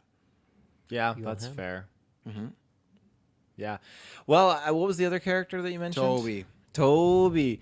I think that I really want to see him in this movie. I really, really do. I don't think we're done with him yet. I think there's a little bit more we need to tap into there and just, yeah, like Tom Holland's great in his own right, but I mean they put Tobey and they put Andrew back in there, and I need a little bit more of that. Those two characters, and I mean, if I could only have one out of the three, I'd probably pick Tobey at this point. I just want to see him back on. I want to see him on that big screen doing some things paired up with other MCU characters. Do you mean 1 out of 3 for the Spider-Man or these rumored cameos or roles? Both. Okay. So Kevin Feige says you, and it comes to you, and so we can make Spider-Man 4 Tom Holland, Amazing Spider-Man 3, or Tobey Maguire Spider-Man 4. You say kill. You say kill Tom Holland's MCU career. You say don't give Andrew Garfield another chance. Again, a good movie. You say get Tobey back. Wouldn't Bring everyone all the say that? cast back. The I whole would cast Tobey. of the Raimi movies. I'd want to see another Tobey movie, and that's me being extremely biased because I grew up during that time. So I'm in the. I think, without a plot and director, I still go Holland's because I'm still craving for that Daredevil Holland team up, and I think that's actually very possible. If I could get some knowledge, I would say Amazing Spider-Man 3, just because I think Andrew Garfield deserves another shot. Like, Holland's had a great run. Like, he could end now and be great. He's been Avengers movies, Civil War, that Spider-Man trilogy. Amazing Spider-Man 1 and 2 are not great movies, sometimes dog shit. So if he were to get like, and I'm always pulling like for an Emma Stone comeback as well. So that's where I lean towards Garfield. And I've definitely changed, because before he was not my favorite Spider-Man, but after No Way Home, he is my favorite Spider-Man, because I just loved his performance in that movie. Yeah, it's changed. It's That's just spicy. like, I think it's like what Chris Balga said on Marvel Alliance, that you finally got to see a good player with a great coach. Before, he was a good player, but with a bad coach, aka Sony. This was him with Feige together. Like, Andrew Garfield and Feige, imagine if they didn't cast Tom Holland, they could have cooked back in the day, but we're here. So Would you take a Daredevil and Tobey instead of Daredevil and Holland? Yeah, but then wouldn't that be like Ben Affleck's Daredevil with Tobey Maguire? It would have to be. You can't put Charlie Cox with Yeah, him. yeah, okay, let's say that. Would you take Ben Affleck's Daredevil and Tobey over Charlie Cox and Holland? No, because I like Cox more than Affleck. So here's the thing. Yeah, I honestly, I'll love take Charlie Cox any. I feel Yeah. like that's what wins the equation for me, actually. Also, too, the strike's happening soon. We're gonna run out of contact. I feel like it's time for you guys to do that Daredevil retro. It's like you're gonna have Well's complete drying time. up. We're crunching getting- numbers, Yeah. sorting dates. But it's like I Getting loved real low. I love Toby, but like Tom Holland's definitely a better actor than Tobey Maguire as well too. So it's just like I like Toby had a good run too. He was, I'm not saying not more of, but Boy, did he. that sounded sarcastic. It sounded like he didn't. I was trying to go for the quote. Boy, would I. What? I got Are you saying, "Oh boy, yeah"? Is that was the Oh, quote? boy, yeah. One of Yeah. those. I was mixing it up. It's a it worked multiverse. for me. I don't even know if that's accurate, but it Oh sounded boy, yeah. close enough. It's when MJ's inviting him to the show and he just says, "Oh boy," and she's like, "Oh boy, yeah," and he has nothing to say. She just walks away disappointed again, like, "You fucking loser!" Like, I'm never gonna sleep with this guy. And then obviously he's Spider-Man, so there's a secret. So okay, so for both you, okay. And I was gonna ask you this Radcliffe thing. Do you think they would lean in the fan cast and make him a Wolverine-esque type of character? Do you think maybe like Mike that he would be playing himself, or is there some other type of role? I don't think he's going to play himself, because I don't necessarily see why they would. I don't even know if I'd want to say break a fourth wall kind of scenario. Be like, oh, it's Daniel Radcliffe in this sense. Like, why would an MCU Deadpool wouldn't. What movie are we watching? Oh, I guess Deadpool. Well, They literally had Hugh Jackman's face from a magazine of People's Magazine in this movie. Like, they'll definitely talk about actors. yeah, that's true. I guess I still can't necessarily see why as a context, but I mean, maybe that's the point. It's not, you're not supposed to be able to see it. I think if we did see Daniel Radcliffe, he would either play some Wolverine knockoff spinoff, or he would pull the Matt Damon route and would be just some pickup truck driver on like his tailgate or something like that. Fake Thor? No, I guess they already did that, right? Who in the MCU? He can do fake Spider-Man, then you get his wish there. But I'll piggyback, because off of that, I do wonder, because there were those Taron Egerton rumors, and there was this Daniel Radcliffe rumor. So I do wonder if there is some sort of plot line. Did you just say where- there was no rumor? Weren't you like? No, Yeah, now it there's a changed. rumor, like of this rumor, like this Wow. this current one. Yeah, I'm saying of The this, fan not cast. the past. Fan Yeah. cast, Travis. No. Those were fan casts. I'm saying now there's a rumor, right? I'm saying it's interesting that you have people that were both big fan casts now rumored for this, and I feel like they could do some sort of shtick where before Deadpool gets the Hugh Jackman Wolverine, and if the plot is they're going and getting the best heroes, right? And that's maybe the idea after Secret Wars, that all these timelines merge together and the best of the best is left, and it's kind of like a soft reboot. If he's going these other multiverses and he finds Taron Egerton's Wolverine and Dad Radcliffe's Wolverine, there is something now to like that.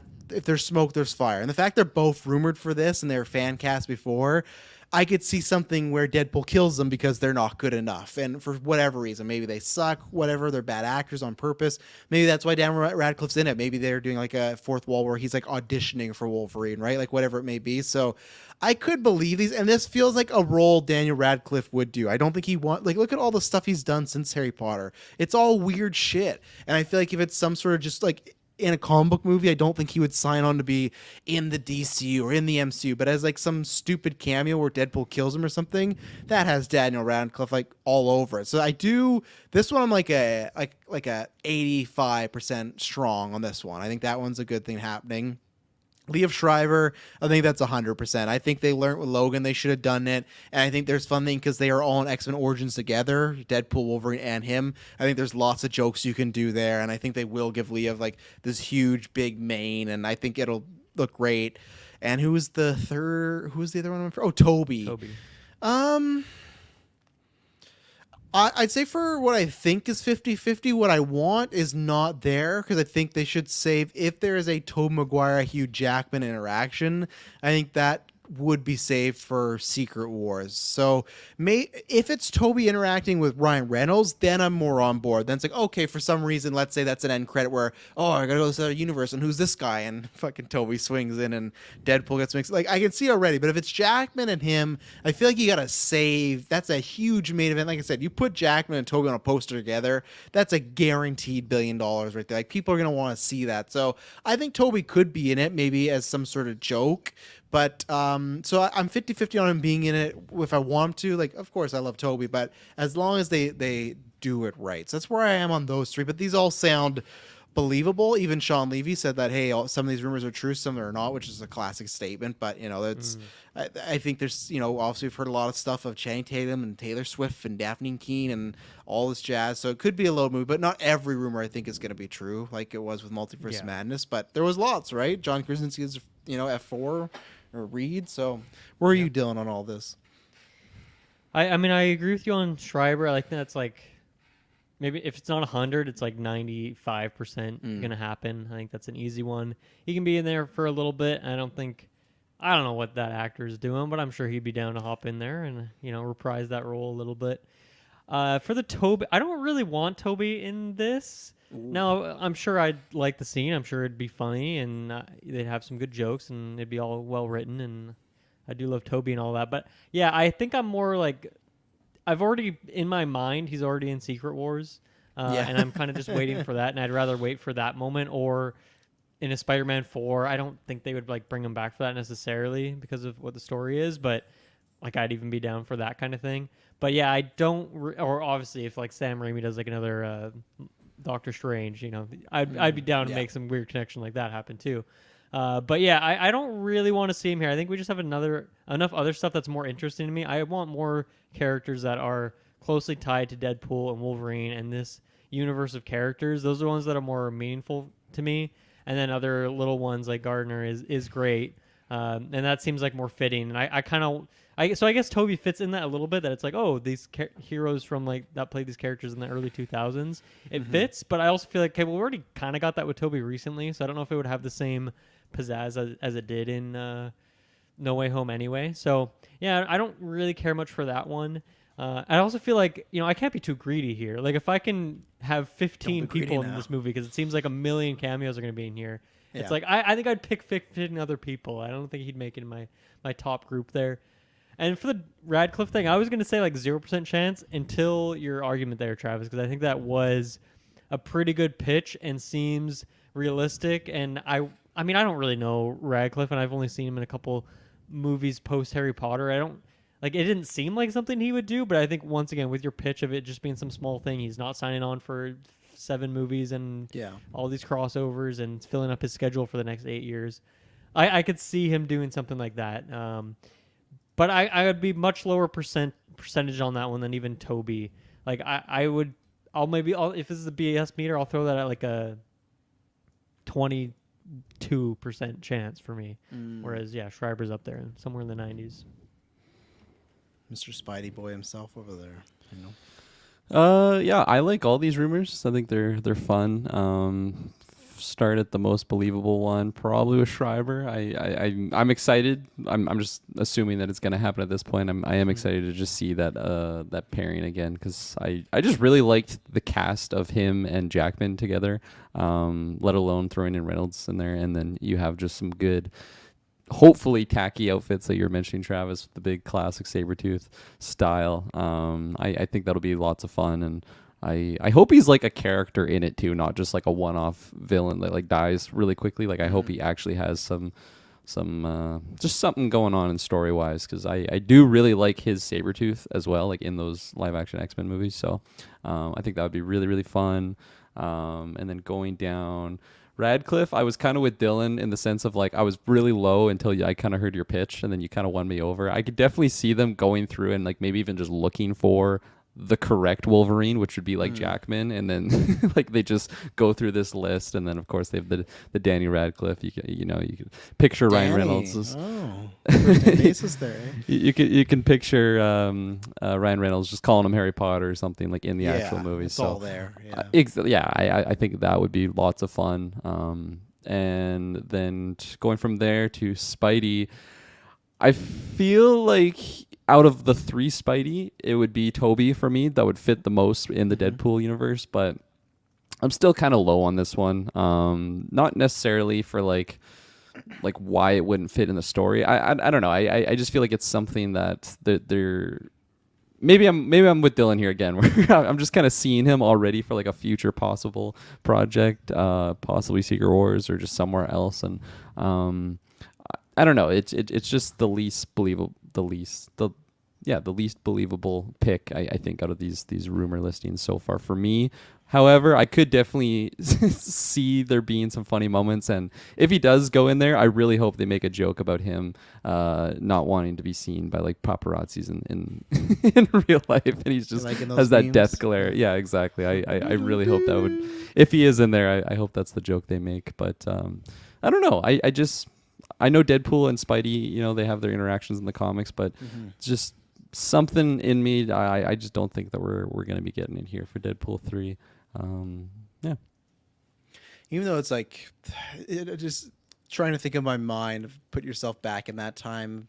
If it does happen, you'd be like, man, watching Spider-Man in 2002, that at one point this Tobey Maguire Spider-Man's going to interact with Ryan Reynolds' Deadpool. Like, it's just like it's a weird kind of thought bubble And like, sort of deal. do they get him to like drop an F-bomb because it's an R-rated movie? And then they do like, like the video when the paparazzis won't get him out of his way. And he's like, get the fuck out of the way. I can't see. motherfucker! I would be so happy if they made that. Get him to do it in the Spider-Man suit. I can't see. There's cars, motherfucker. I don't Oh think my I've seen that. I god. gotta YouTube that. Oh, it's golden. No, we're doing it right now. I don't care. It's fucking. It's So only a few good. seconds. I feel like we did. I feel like we paused. Like, had you guys seen it before the COVID era? Because I feel like we had pulled. Maybe it was in the age when I was. Point is, like, if you ever see Tobey, don't even pull your phone out to record or get a photo of him, because he'll fucking spider sense you. I Yeah. feel like it was I won't either pull up my Kirkland phone. or Taylor. Someone had not seen the video, and I was like, "Oh, we have to pull it up." And I think for a while we had it Maybe it was on the me. soundboard as like just we would refer back to. And this is like height of like I think it's 2007, so like probably after Spider-Man, but still like he's pretty popular. So we'll pull it up here. Just make sure I got audio here, so do that. Can you hear stuff there? Yeah. Oh yeah. Oh, I think they got music. Spider-Man. Let him go, you can't see! We got you blocked! Let him go, you can't see! You can't block him in, guys! It's against the law! Go! Long video. Back up, I can't see the cars! Okay, back up, guys! Hang on, I gotta find it better. That music was way too obnoxious. Spider-Man 3 music. Like, That thumbnail. I get what they're going for there, but like, oh man, like why does people on YouTube just do that? See, these are all the different videos of people trying to take a photo Put of in them. Tobey Maguire, I can't see. That'll narrow it down a little You bit. think so? I can't think so. see. By car. This one's been watched before, so maybe. Different angle. I think so, yeah. Okay, back up, guys! You can't see the cars! Get the fuck out of the way! I can't see! There are cars there, motherfucker! Get out of the way! Okay, back up, guys! You can't see the cars! Get the fuck out of the way! I can't see! There are cars there, motherfucker! Get out of the way! Door slam too.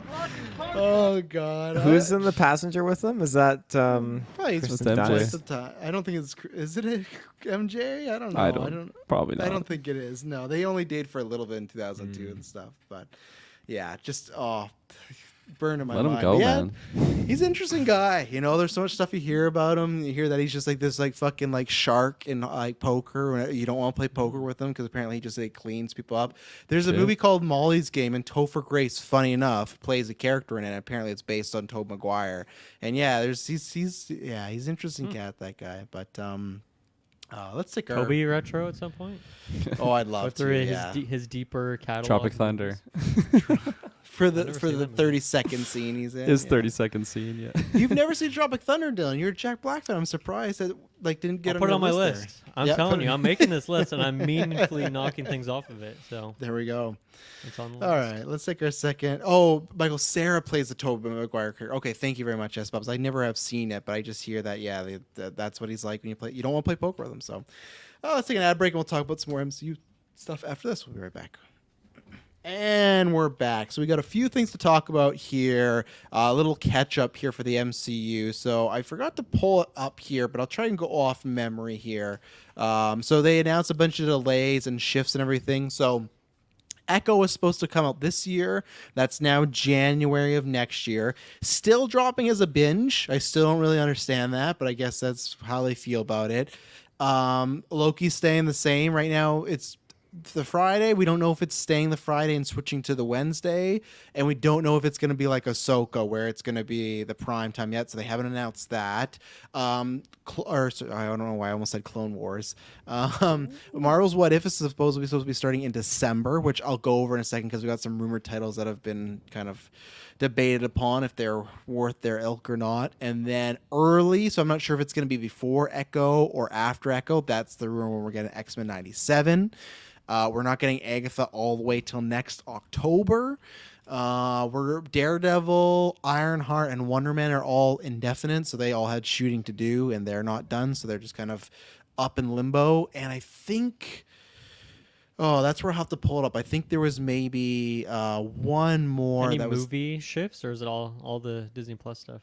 nothing official. People are saying that, like one like C+ scooper was saying that expect Secret Wars more like 2028, but things are definitely probably going to move if the strike doesn't end soon. But yeah, it just sounds like Secret Wars, maybe King Dynasty will probably begin some sort of boot. Oh, I'm trying to find. There was like another Phase 5 delays. I thought there was another show starting out at the beginning of next year, and maybe the chat can help me out. 'cause Ironheart. Did we talk about that one? no, that one's not. That's the indefinite one. That one they didn't Okay. finish shooting because I know it's like Agatha, X-Men, and there's something else. I'll try to find it after. And then, so you got that going on. And then right now, there's rumored directors right now for Secret Wars. The 3 people that have been batted about as far as people were looking at was Sam Raimi. So obviously, Multiverse Madness, his name keeps kicking around. Sean Levy, who right now is directing Deadpool 3. He, has done Stranger Things and Real Steel and Free Guy. And then the other name that had popped up was Alfonso Cuarón. He directed Prisoner of Azkaban, but he's also done Children of Men. He also did Roma. He did Gravity. So those are 3 of the names around. Dylan, I'll throw to you because you made an interesting face when I threw out Cuarón's record. So if there's any of those 3, Yeah, I don't know if that record leads to Secret Wars in my mind. and That again, maybe it's leads to like some other solo project thing, Yeah. and then you do well there and you get promoted up to the bigger tier, the Avengers. But that's wild.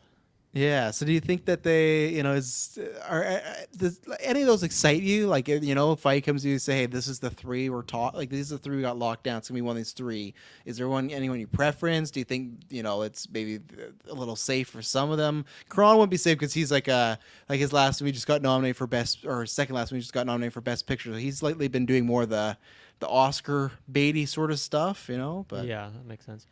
I mean, obviously 2 of them are in the house, so those ones make a lot more sense. yeah. I guess if I had my ideal world, if I'm picking between these guys, I mean, I really have to do some deep thinking on who would be my dream pick for Secret Wars, but I think I'd prefer Sean Levy to do that one. And I think it makes sense too with what shaping up with Deadpool is that going to be, where that's just a million characters, all these different universes. How do you make that work? How do you have a 2.5 hour long movie that weaves all these things in from all these different decades and eras and weave it into a cohesive story? Like, I feel like you learn how to do that on Deadpool 3, it sounds like. So he would be really like, yeah, he's up to bat. That'd be like perfect for him. And then like I guess tonally would be the question is like how jokey and meta is that movie going to be? We imagine that Deadpool's going to be in Secret Wars anyway, but yeah, so that one actually does seem pretty fitting. And then I guess for Raimi, like I would love to see him do a third or the third Doctor Strange. Which, we're set up for some interesting stuff with the ending of that movie, and I really want more from him. So that's kind of where I'd be on like my preference side of things. But yeah, I would not. I'm trying to think if Sam Raimi for Secret Wars would shock me. I don't think it would, because obviously he's a story director and he made a great movie for them that did a shit ton of the box office and all that. So I don't think I'd be shocked by either of them, but they would be interesting picks for sure. Yeah, I'll go because my thoughts are pretty much identical as the Dylan, where I wouldn't be bummed about Sam Raimi. I like Sam Raimi. Sam Raimi is definitely the more curiosity pick of, okay, this is going to be a bit more of a weirder movie. As I've pitched before, if you do have a lot of these old school actors coming back, I think that's good because he's been around the business for ages, right? So it's just such a huge ensemble. So I think I am in that preference where I'd like him to do Strange 3, and I think Sean Levy could be the choice. I think they'll do the classic thing where they'll wait till Deadpool comes out, it's a hit, and they're like, oh, well, I'm glad you like Deadpool 3 because guess what? Sean Levy's coming back for this. Great timing. Yeah, they like to do that, right? Like with Shang-Chi, they did that pretty much. Like, oh, Shang-Chi 2, and this guy's going to be doing Kang Dynasty. Like when someone has a hit, they're like, okay, let's do this while people are happy. Kathleen Kennedy does the same thing, but then she just doesn't do the movies, which is funny because Sean Levy is working on a Star Wars movie as well, but that, can never for sure happen. And yeah, Karan, there's no chance at all he would, unless Karan like has some like loans he has owned to like sharks, like debts. Been losing a lot to Tobey. Yeah, It was Tobey. unless he needs a paycheck, there's no way. That guy, of course, sure he did Harry Potter, but he did a Harry Potter that shift the franchise, change it up. But like ever since then, he's not done anything that mainstream. Has a certain particular sort of certain. I don't know why I said certain 3 times, type of filming that I just don't think that the whole crossover green screen, this actor's not available for this day, but they are this day. I don't think that's in his toolbox, nor do I think he wants to do it. That was one scooper they're both C+ scoopers that one put this out there that just said that was their top choice. But then one scooper also put out that they've been having troubles with getting a director for Secret Wars just because of how massive it is. And it's also just that directors don't really want to do the whole... Like that's why I think the Russo brothers kind of played ball because they were just TV guys and the MCU made them big. Like you have to find somebody that wants to direct the movie but also doesn't want to have too much say. Like that's the thing. Like they just kind of have to just bring their style to it, and you can't make certain, especially if it's like some reboot, if that ends up happening, right? So that's where I guess maybe there's been directors that they have talked to that have gotten the pitch and went, I don't know if I really want to do that. Where Sean Levy, not to discredit him, just sounds like that he might be a guy that was playing ball. Even Stranger Things, like he's not directing it and he's not show running it, but he's been involved in it for 5 seasons now. So I just feel I feel like that's a really good fit, and I'm assuming Deadpool 3 is going to be good. Ryan Reynolds has worked with him like 4 times, Hugh Jackman a couple times, so I feel like that's the route I'm going in. But I would love Raimi too, because Multiverse of Madness is a bit more mixed. I'd love to see just the wild shots you would get and just the horror-esque sort of thing. So there's part of like the chaos I'd like to see if that were to happen. But, and the delays, who knows? Echo being still binge makes sense. Like they just don't have any faith in that show, and all the other ones, it's going to keep happening now. The strike is happening. It's What If being around December is a little shocking because that was originally rumored for next year. So that's fine. X-Men is next year, so it gives us time to finish that retro and you'd all listen to it. But Kirkland, any thoughts on this stuff? Director wise, not so much. I feel like just going off of their track record, like it seems like they could probably do it, but it's also just such a big task and such a different project that they've done from their previous projects. Specifically, The Last Gentleman, I forget his name, Cuarón. Yeah. Yeah. So I've seen a couple of his movies, and it just doesn't seem like it.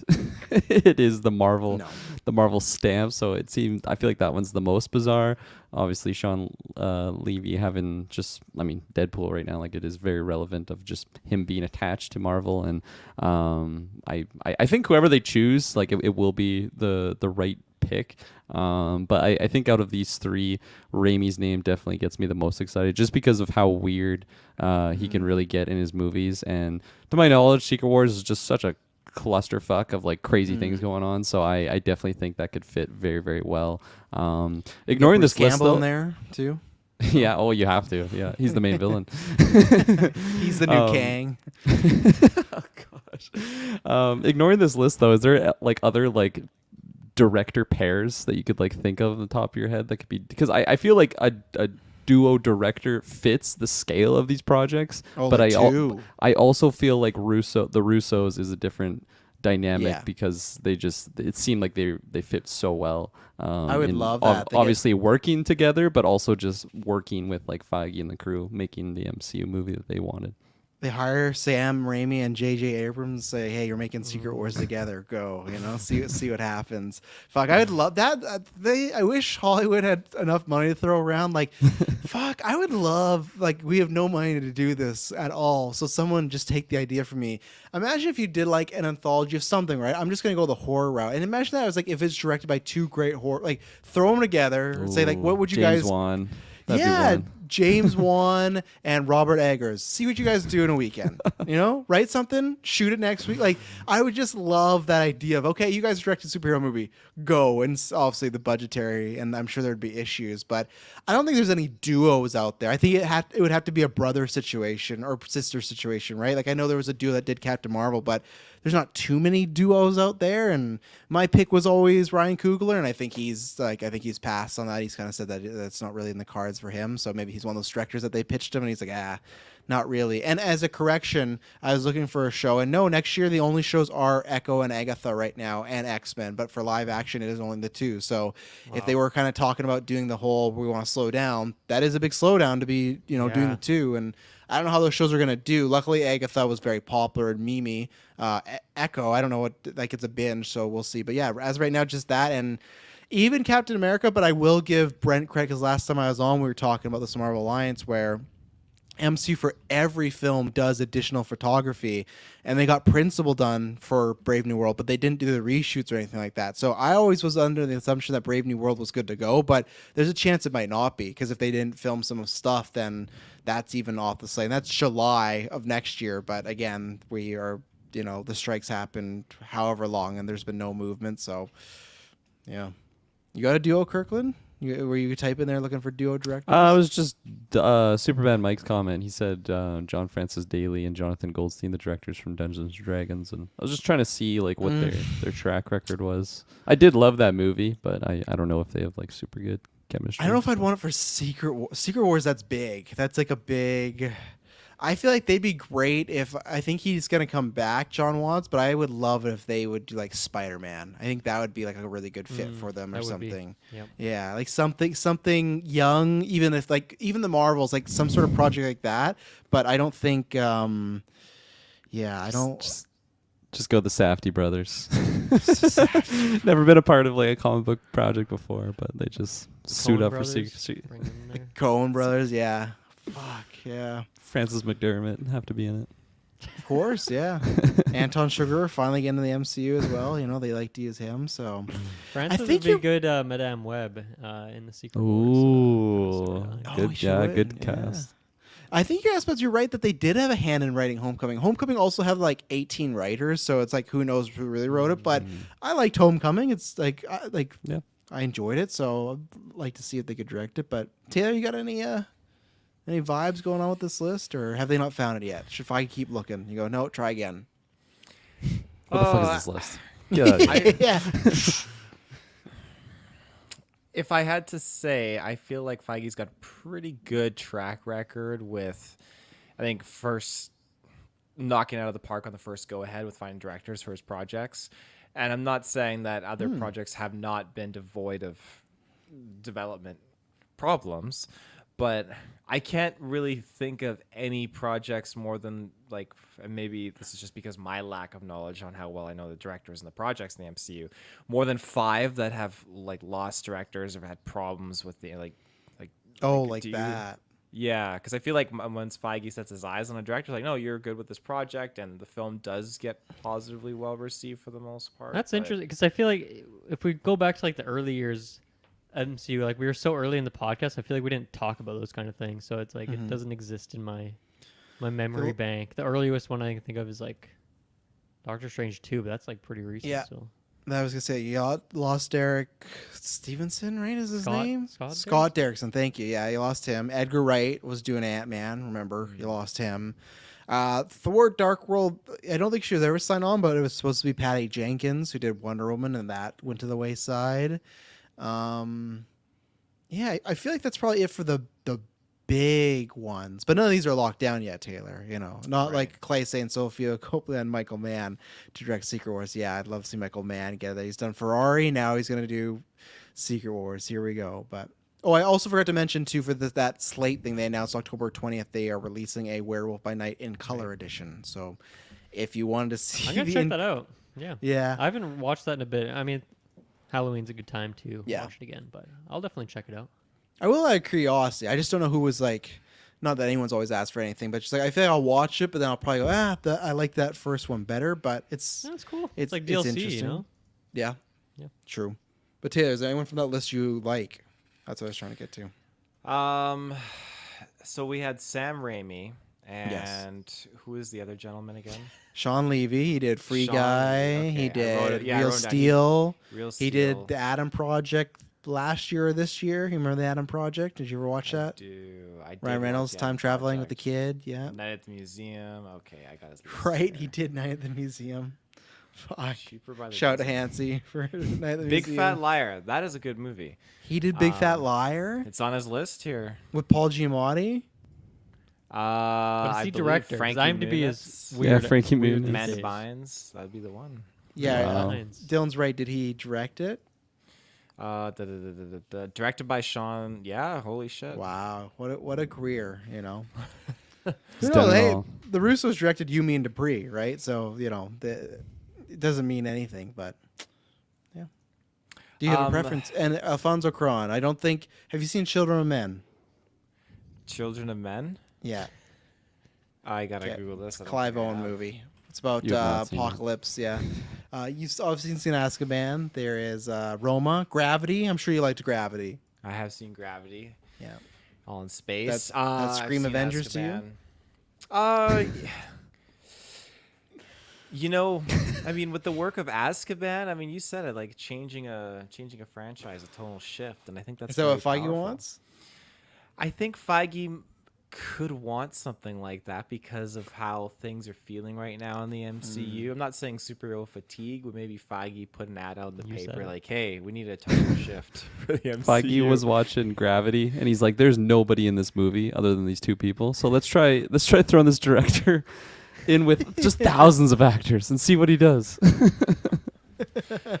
Yeah, I'm just It's like imagining the him complete watching opposite. Roma and being like, "That's my Secret Wars director right there." I mean, I look at Sean's portfolio and I'm really digging it. Like, it's just this is some good shit. There's a lot of Taylor movies in there for sure. There is. You got Sean Pink Lee. Panther in here. You got a whole bunch of. He other directed career. Pink Panther. Oh, Oh well, it's my on the list here. So God, let's he see. had a What lot is this of- list? Like, how do you not know if he's you're just Yeah, rifling off Sean. movies? Sean did it. Holy shit! And he did Fuck. Date Night as well. Oh my goodness. Date Night. Yeah, with Oh, Tina Fey and Steve Carell. that's the Oh, one. What Yeah, a that's good career one. he's had. He's really Been around the interesting. Yeah, he has. So, Yeah, incredible. do you have a choice out of those three though? You've not given me like just a Sean. clear answer. Okay, thank you. Come on, Sean. Travis. You couldn't pick Sean. up what he was getting to. Okay. And then Incredible finally, legacy. on the MCU, this is a rumored list. That some screws said this is real. Some people have said this is not real. But this is the rumored list of the 9 episodes for What If Season 2. What if Gamora killed Thanos, which that's that leftover episode. Remember in season 1, they couldn't finish. It was Tony lands on Sakaar. So it's one kind of leftover, so whatever. What if Captain Carter finds the Hydra Stomper? So I think they're kind of just going to do Winter Soldier, but with like Captain Carter. And like, because remember, Steve had Kirkland. I saw your face. He had like the big Yeah, Hydra yeah, suit. Yeah. So that's happened there. What if Hank Pym and Janet Van Dyne fought the Red Guardian during 1980s? Very specific. Yep. What if Yondu delivered Star-Lord to Ego? What if Happy Hogan saved Christmas, taking place in Iron Man 3? What if one had grown up watching musicals instead of sitcoms? What if Odin and Hela faced Wenwu, so the Mandarin? And what if the Avengers had fought Surtur? And I will screen share this just so if you want to refer to this, you can have this list here. But Kirk, I'll start with you because you gave it So was it that episode? Was it the whole list overall you're digging? Definitely not. I think there was some sleepers in there, like Happy Hogan saving Christmas. Nah, come on, get that out of there. That's like that Thor Could be party very good. episode. Like Yeah, that's what that reminds me of. Yeah. But I want some very spicy moments, like when you have Super Ultron just take on the fucking Watcher. Like that's my level of what if. That's just like peak for me. You get the really emotional stuff, like the Doctor Strange episode from the previous season. But I want those big moments, and I'm looking at those bottom two specifically. Like, what if Odin and Hela faced off Wenwu? Like, I think that would be super super sweet to see on screen. And then what if Avengers fought Surtur? Just super super powerful like enemy. It's almost like you're doing like a raid and just everyone is like their superhero. You're just taking on this giant demon god thing. I don't even know what Surtur is, but let's see. Gamora killed Thanos, obviously, like we already knew about that, so I'm excited to see that one. My face for the Captain Carter finds Hydra Stomper, I was just kind of like, didn't we already do that? But it makes sense that we're just continuing on doing the Winter Soldier route there, which I think it'll be fun. Like I think that one was probably one of the lesser ones for me personally on that season, just because it was very samesies of Captain America. Not that it was bad, but that's just what I was going with it there. And I do want to see what Star-Lord would have done like what would have happened to Star-Lord if Ego got him early on. Just big planet Star-Lord. I don't know. I don't know what would have happened. So I think those are the main takeaways for me in that one. Dylan, anything floating your boat here? Baking your bird? Definitely a little bird getting baked here. I feel like I'd really have to rack my brain, remember all the episodes in season 1. But I feel like if I looked at a synopsis of the episodes, I'd probably be more into some of the things from season 1 compared to this. There's a couple in here that I'm not going to say they seem like stinkers, but it's close to that where I just don't really care too much. I feel like not a ton of newer characters in the MCU are featured here. It feels like some of the more older. I guess there's a couple new ones in there. Got Guardian and Wenwu. I'd say those are probably your two newest ones. The rest are pretty. Yeah. And I guess they are introducing a new hero. I didn't read off that one either. I forgot because I forgot, and I honestly have no hype for that episode. But sorry, which one? What if the Tesseract landed in Hondasun Confederacy before the colonization of America? Introduction of new hero, Kahura.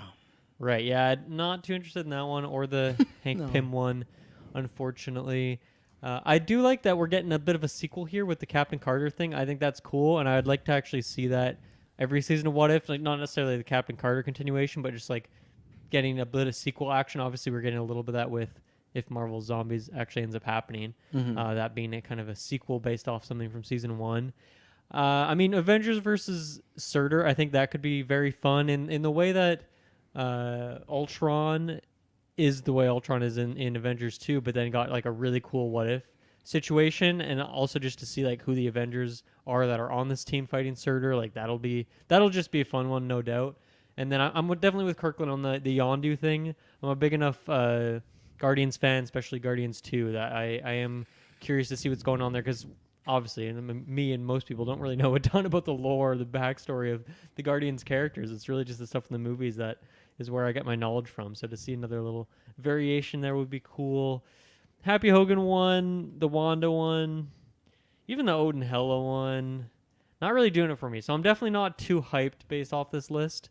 But I don't know. That's kind of the end of the sentence. I wish there was a couple more juicy ones, or ones that were maybe more closer to me and my favorite characters or favorite storylines. But yeah, a little lackluster. Yeah, I'll go next because I'm sure Taylor might be positive. I think this list like sucks eggs, in my opinion. I just like, there's just nothing on here that I remember the first season, and we'll see because these episodes have to go out. I just don't think there's anything that's I'm not personally asking what if. I think there's cool. Like I'm the reverse of Dylan where I do like the Odin Hela one just because I like the idea of thinking about, okay, you're gonna have Asgard versus wherever the Mandarin is, and you're gonna have like I think it's just gonna be like a full on army episode of like the 10 rings versus the hammers. Like I think, and it's good to see Hela back because I've been waiting for Kate Blanchett. Nothing. I don't know if she'll voice her, but that one. But I'm the reverse of again like with Kirkland. I have no interest in the Surtur one for me because it's just like. I guess like it's cool. All these to me, especially these back half ones of Happy Hogan, Wanda, and Surtur feel like they're like short films before a movie. I just don't think there's gonna be anything that gripping story wise in them fighting Surtur. Right? It's just gonna be like okay, cool, they're fighting. Okay, sure. The Wanda one like that. The Wanda and Happy one just feels like this is season 8 and they're out of ideas. Like, what if Wanda watched musicals instead of comics? Like, no, like do some sort of what if Pedro didn't die? Like that, like do something very vital. Where like, man, that's juicy. These lists and S Bubs, there you go. Says he's excited, and maybe it's because I'm just not a musicals guy, but I just feel like they're all very, just kind of misdemeanor. Like there's nothing too intriguing about them. Gamora killing Thanos, we'll see. The Captain Carter one, yeah, I like that story enough, so sure. I have no interest in the new hero one. Same thing with Pym and Janet. Like that's sure. It just sounds like a fun like short film. Like what if they fought the Red Guardians? Like okay, and maybe though when we get in this episode, there'll be more that will unravel. But these are still only. Of course there will be more, but they're only like 20-minute episodes, if that, right? So I'm sure when we get the trailer, maybe they'll show some better villains. The Yondu Star-Lord thing, I hope that's interesting. I just feel like it's just going to be like Star-Lord would be evil, right? Or Yondu would have a change of heart and try to talk to him. I don't know. So this is definitely not like, no, like, of course, we're going to watch it, review it. I'm, interested in the show enough. Season 1 had some bangers, but there's nothing on here that I think could be like an absolute banger. So yeah, I don't know. I was pretty disappointed if this is the list. I'm hoping that this is just a rumored list that is like some variation. Some of these are real, some of these are not. But yeah, Taylor, where are you? I mean, I kind of sympathize with a lot of what you guys have been saying. I think Happy Hogan Saves Christmas is not really up my alley. Some of these feel more like Marvel specials than they do Marvel What Ifs, and Like the live action specials? not necessarily live action, just like a special, like Happy Hogan. What if Happy Hogan Saved Christmas? That feels totally like a special. It doesn't feel like a what if scenario at all. You're telling me Happy Hogan did not save Christmas in Iron Man 3? He was like, fuck Christmas. That's what he was like. But like, what is it? Yeah, what does it even mean, saved Christmas? Like, we have no context for that. It just is Iron Man 3. So like, I get it that it's going to take place in Iron Man 3. Yeah, I guess, but it says what if. So they're implying that he didn't save Christmas at one point. That's exactly it. So I'm not jiving with it. I think that when you get into the other things, like what if the Avengers fought Surtur, Odin and Hela face Wenwu, I think that stuff is really cool. Wanda growing up watching musicals instead of sitcoms, I'm interested in because like what does that imply? Does that like what is the fallout of that? If it's got to be like. It's got to be like when she takes over, what is it, Westview? What was the town? Yeah. Yep. Like, just everyone's doing musicals. That's my prediction there. Oh. So that's okay, but it's not I like musicals. great. Like, it's not game changing. Like, when I want I want what if scenarios, like major what if scenarios. And I think like the ultimate what if scenarios, like what we got in season 1 where, what if they go and try to find Janet, not Pam. Janet Van Dyne. I don't know. I was thinking Pam. Who's Pam Van Dyne? There's Janet and there's Hope. So they go to find Janet and they bring back a zombie virus from the what if Quantum Pym realm. had a second wife? Pam Van Dyne. I don't know where Pam came from. She'd be Pam Pym. She'd be Pam Pym. Pam Pym. It's Pam So- Pym particles. That's the kind of stuff that I really like. It's just those crazy, just bonkers kind of scenarios. So, What if Pam?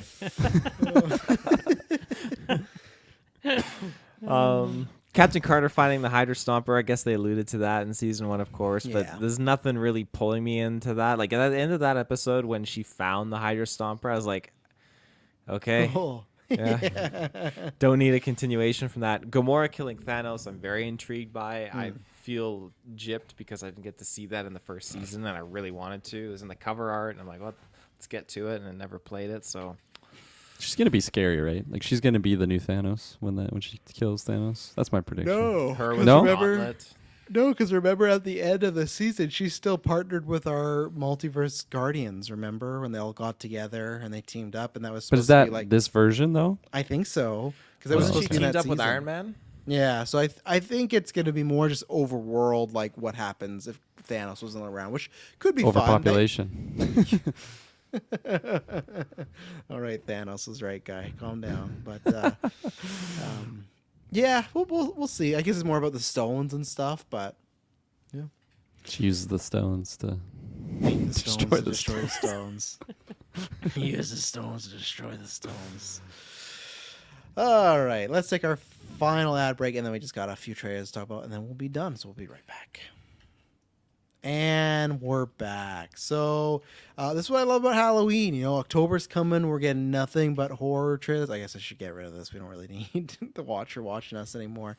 But we got just horror stuff coming up with the streaming services. So Tim, I'm gonna throw it to you because you in the Discord I threw in. You're like, oh, you got to add this new movie.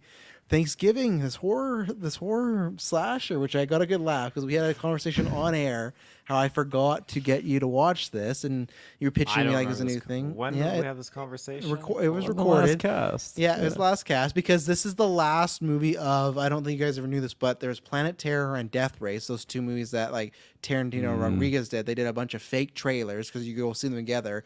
And this was there's Hobo with a shotgun. Machete. This is another one of those that is a fake trailer. The last one where it was Thanksgiving, the slasher, and now it's come to fruition and it's coming out. Was it November? I think it said, right? Yeah, it's November. American Thanksgiving, yeah. Yeah, so it's coming out then. So Taylor, go ahead. You excited for Thanksgiving? Oh, I'm excited for Thanksgiving. I do not remember this conversation. Holy shit. But I do remember this trailer, and I just think it's very interesting how we just have another holiday that's been turned into a crazy horror-esque kind of like slaughterfest. And it was definitely the poster that kind of really was inviting me in to watch the trailer just because the guy was wearing like the Thanksgiving garb. He had the hat and everything like that. Pilgrim. I like that, eh? The Pilgrim attire. Yeah. I mean, I'm not running and dressed like a pilgrim, but just No? I think like the look of it was very fitting for this kind of like murderer killer kind of character. And yeah, I mean, as far as trailers go, it is a very bland trailer. I mean, people are gonna get killed. It's like a bloody Valentine. It's like a not like a Halloween, but just it's another holiday scenario that they're trying to make money off of by having a killer involved with like that. So I love the tagline. There will be no leftovers. yeah, fuck. That's pretty good. Yeah. Dylan, you got you. That's legitimately all I had to add. Was that? Tagline. Yeah. Yeah, not much for me on this one. Yeah, I'm excited to like finish it all out because I've seen those other ones. I love Patrick Dempsey, so I'm glad he's kind of back because he's in Ferrari here, or he's in Ferrari, he's in this. So hoping he gets back in Scream very much so. So yeah, I'm excited. This will be a good watch. I don't know if it's a theater watch for me. It just this one all depends on the time. I think I can't remember what is the date of American Thanksgiving. Is the middle of November or when is that? Because of course we already got like the We got Marvels Americans in here. They can answer. Answer you Check. Americans, but we already got the Marvels. Like I forgot, it's every fucking extra life. There's always something, and the day before, like the 2 days, is the Marvels, so it's always something. But yeah, I'll definitely see this at some point. It'll be on my list. I'll be excited to watch it, and I hope Patrick Dempsey has like a good role in there. But yeah, I was like some of those kills. That kill of like the big freezer door and putting the lady's face on it. Oh god damn. Yeah, I'm ready for that one. So yeah, I think they're gonna go November 23rd. Thank you very much. So, yeah, I think you're looking for just a slasher romp, and that's what that is. So there you go. Totally Killer. Let's talk about this. This is coming to Amazon Prime October 6th, and I'm gonna start with Kirkland because he gave a Pam like. There's also my name. That's why I thought you were gonna throw it to me. that I was totally loving this trailer. I have only seen Kiernan Shipka in Sabrina, that Netflix Riverdale crossover show thing, and kind of tapered off on it. But I thought she was fantastic in it. I heard she was in Mad Men as like a It's a She's child great in Mad actress. Men. Yeah. So there you go. So I haven't, but like I kind of gave up on Sabrina. It's like, okay, I'm missing out on this actress, but I think she's really, really great. So I'm excited to see her in this because this just seems like a very different role, even though like Sabrina at times kind of has that like horror vibe, maybe mixed with some comedy, but she's very serious in that role. And this one just looks like Hot Tub Time Machine slasher with an actor that I really enjoy. So I'm very excited for this movie. Actually, I think this is a really fun original idea, and I'm hoping that it has some really good comedy in it that just gets me belly laughing, because I think that it can really I can foresee a very great like potential just fun time with this movie. I think if they do it well, it'll just teeter on that line of like really good comedy movie and an actual really good slasher. I don't want them to go full like scary movie style of humor, which at some times in the trailer it seems like maybe they are going that route. But I hope they pepper it well, because I don't know. This trailer, it seemed really fresh and something that I haven't seen before. So maybe not. Maybe because of Hot Time Machine I have seen it before, but different ingredients in there. And I was going to ask, like, not in a condescending way, did you find it funny? Like, were you laughing at the majority of stuff? Just with like her mom, like friend group, not really like the line where what'd she say? It's like, "Mom, or like something like that. Like she just kind of catch her. Yeah, fuck you, bum, mama, yeah, exactly. I like that. I thought it was funny. That I thought her delivery was good, but like the overall joke wasn't like top tier for me. It's just like I'm excited to see her with like her asshole mom that she was like in high school, and just the friend dynamic, mostly like just like the corny friend of like inviting like the killer under the bed. I thought that was just like her behavior was funny in that moment, not so much the lines didn't get me there. That's what I'm saying. Totally Killer trailer didn't do it for me. Maybe it's because I've had so many ideas about making pretty much the same movie, but I'm not helpful. I like that. I've seen your letterbox list. I see two things on there that I know you're like me. You're saving for like, I could tell they're inspirations for his movies. So it's like, keep plugging away, keep doing that. And speaking of that, so I'll go because I'm opposite of Kirkland here. Like I like her. I can never say her fucking name, Kieran Shipka or whatever, but Shipka. She's fantastic in Mad Men. I like her, so I'll be watching it. So this concept is also very similar to, you probably saw on Netflix, there's a movie called Final Girls. That's a little bit different, where the movie it's Malin Ackerman, and it's Tara Farmiga, Vera Farmiga's sister. It's her mom's an actress. She starred in an 80s slashers movie, and then her daughter gets taken back into that movie where her mom is the star of the movie. So it's like very similar, and it was always on my list. Is this one like it's like borderline like fourth wall breaking, where they like trip over like a credit or something like in the movie? I don't remember that happening. My but dad it's was very telling me fourth wall about a breaking. movie like this, and I'm pretty no, sure I think it's it this is. one. Yeah. And there's literally like they figure out like they have to get naked to get the killers to come. Like it's very, and that's where it's funny. Let's made the comparisons to this, and I enjoyed Final Girls. I watched it finally in preparation for this, but this is where to give SBUB some inspiration. So I watched this trailer. And then finally, when I got to the end of it, I saw it was written by Sasha Pearl Raver. Now, this is not trying to be mean. That answered all the questions I had. I went, I didn't find any of this really that funny. And that's because I used to listen to a podcast and she was on it. And I did not enjoy her on said podcast. And I was like, this makes so much sense. But SBubs, that should give you and me and all those people out there hope that it can happen. She was just on a podcast, she wrote a script, and here it is. So on that point, I'm very happy, and I will be watching her movie, supporting her.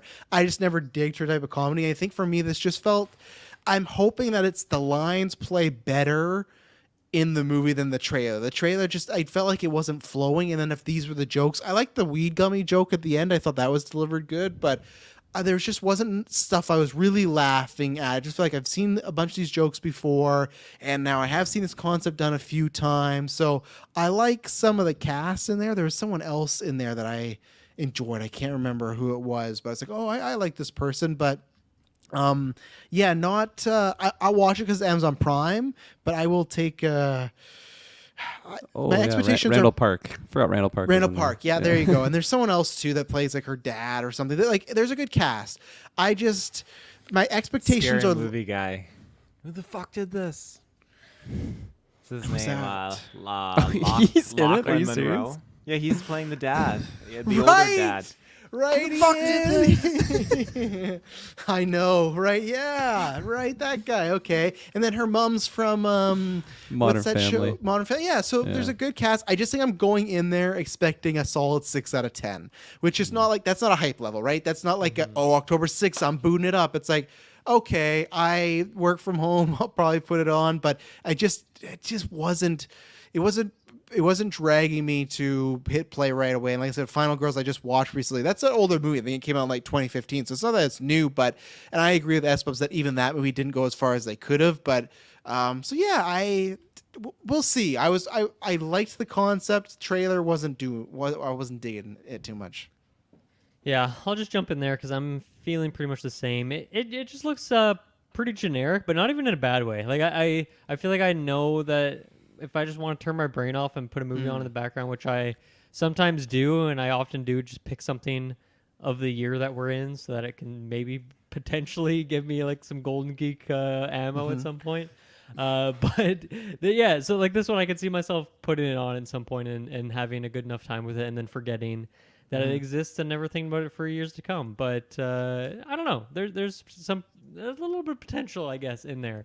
I was looking through some of the, like the director. I think this is the directorial debut for this director, which you know, for a movie like this, I don't think is a huge deal. And then for the writers, I went through. I'm like, okay, they've all done like a handful of things, nothing that I really recognize. So I think it's going to be a smaller time movie, but maybe it'll be a good success for all of them. So I don't know. We'll see.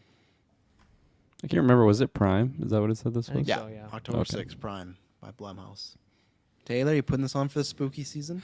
I think I'm gonna put this on. It was definitely something that I was chuckling at. I wasn't laughing at all the jokes, but I kind of like those really unexpected moments when, like, she's like, "Hey, mom," and what does the mom say? Like, "Fucking die" or something like this. Like, holy shit! I just thought that was an interesting concept. Okay. Like, if you go back in time, you could actually talk to your parents, and just like, what would they be like? Like, I wouldn't want to. It'd be My weird. parents might have been awful. I don't know them. Different life ago. I thought you were going to go over the Mamacita line. I was like, the fact that you I didn't talk thought about it you when were all going there. three, yeah, Mamacita. No, when all not three of us going were there. talking about it. No. I'm building off of that. But I do think though that this is it's an interesting horror story, and I do wonder, are we going to touch upon the fact that this killer tried to kill her in the present day, or is it just going to solely be focused on the past? I would hope so. I would hope they're not just going to introduce him and never answer, which I will say, maybe it's supposed to look like some 80s star or something, but the killer I was not a fan of either. It was just this weird guy with like a blonde wig mask. Like, it wasn't like, I get it's supposed to be comedic, but I was like, oh, this looks like a boring choice, but that's Look okay. kind of purgy. Those are the vibes I was Yeah. getting from the mouse. Yeah, good point. It did. Purge it up. Purge it up. Oh, what else was? Oh, let's go do Pet Sematary. Get that way because I'm not sure how many people have much to say here. I will watch this. I love Pet Sematary. I think this is Taylor. They're doing what they did original, with the original. Yeah, the original. Yes, and the book that when I used to read books, I read that book. It's good. Taylor, you'll like it because it's like Last Voyage of the Demeter, where it's they're kind of taking a part of it because they're doing in the movie, in the book, Judd tells a story about how they found out this place was bad, not to use it right in the example. What they're doing is they're taking that story and making it a full movie. So Stephen King has said there's taking some liberties, but if you're going to make it into a movie, then of course. So I just hope it's better than the last one because it's funny enough. We spoke to Briggs a little bit earlier. We reviewed the last Pet Sematary movie, and we both did not enjoy that too much. And I remember because we were both really excited because those trailers were good. And I don't even think this is like a great trailer. I think it's just kind of okay. Again, good for the spooky season. If you like Pet Sematary, it's there. It's on Paramount Plus, so it's another easy streaming one. I think it might be the 6th or something. Like I think it's the same day as Totally Killer. So all these horror movies are gonna get really quick. So I'll watch it. I think it looked like it had some potential. There's some good actors in here as well. It's just the same thing that I liked this trailer more than Totally Killer, but I could still see this also just being like a solid 6 out of a 10. I'm hoping it's a little bit more.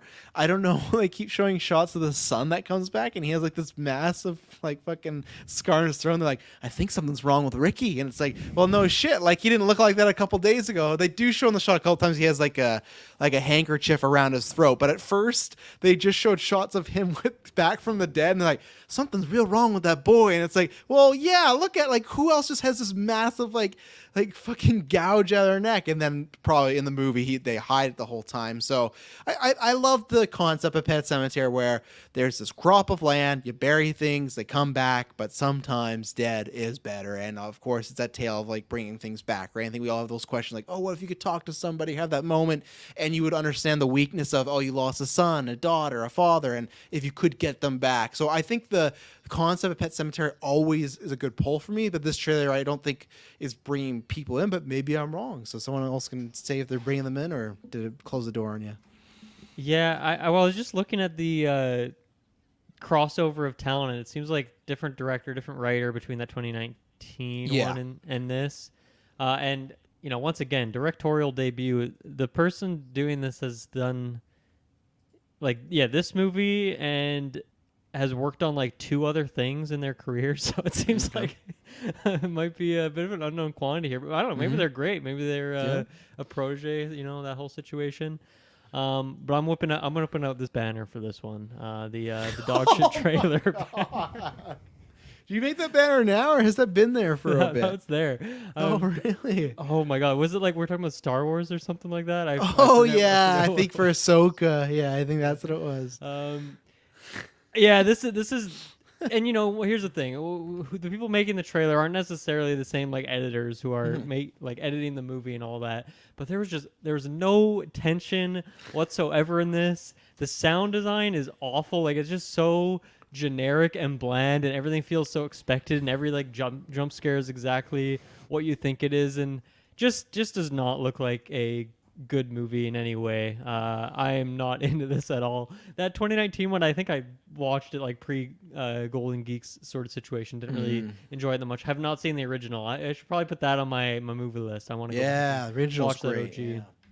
But yeah, this does not look good. I don't think I'll be making time for this one this year.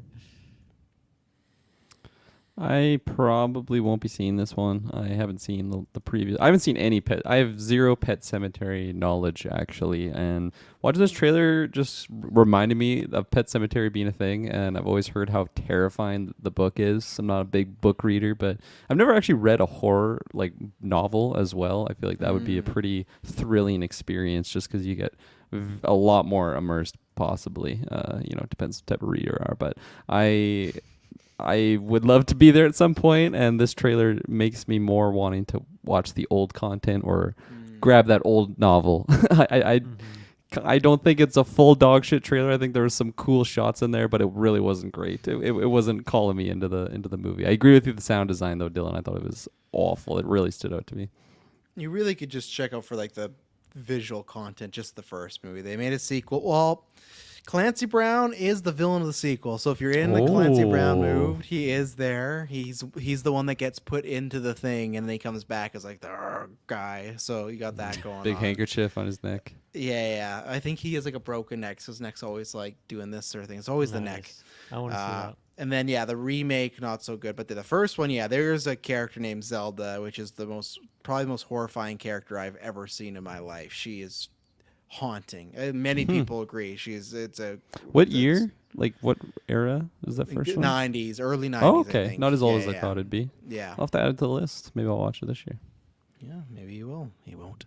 Taylor? I have had no viewings of any of the other Pet Cemeteries. My only knowledge and insight is to South Park, where the guy's like, I don't know, you might have seen it, Kirkland, but he's like, I have not. I'm just excited to hear it. The whole town is like freaking out about I don't know, something or other, some problem in I'm butchering it. There's this old man in basically the bar, and like the whole town is just showing up trying to get his advice. And he's like, sometimes dead is better. That's the only line I know is what he says. Like, sometimes the milkman's fucking your wife and stuff he says. Sounds like South Park. That's all I know. Oh, it was when the girls had the fortune teller, and Butters had to turn into Margarine to go to the girls' slumber party, so they could get the fortune teller. Yeah, so the they fortune faked teller. Butters' death. They took a dead pig and threw it off the roof and exploded in front of his It's coming back parents. to me. No, it's 100% Yeah. coming back to me. Yes, So I have seen this episode. Butters' parents dig up the pig and they put it in the burial graveyard. And then Butters is like done with the slumber party, so he goes home and his parents are like, "It's hideous." Like, oh, I'll find that's South it. Park that funny, but I enjoyed Taylor's rendition of it. So Yes. I like Yeah, that line delivery from the milk. Taylor, I will let you. Yeah, line delivery was key.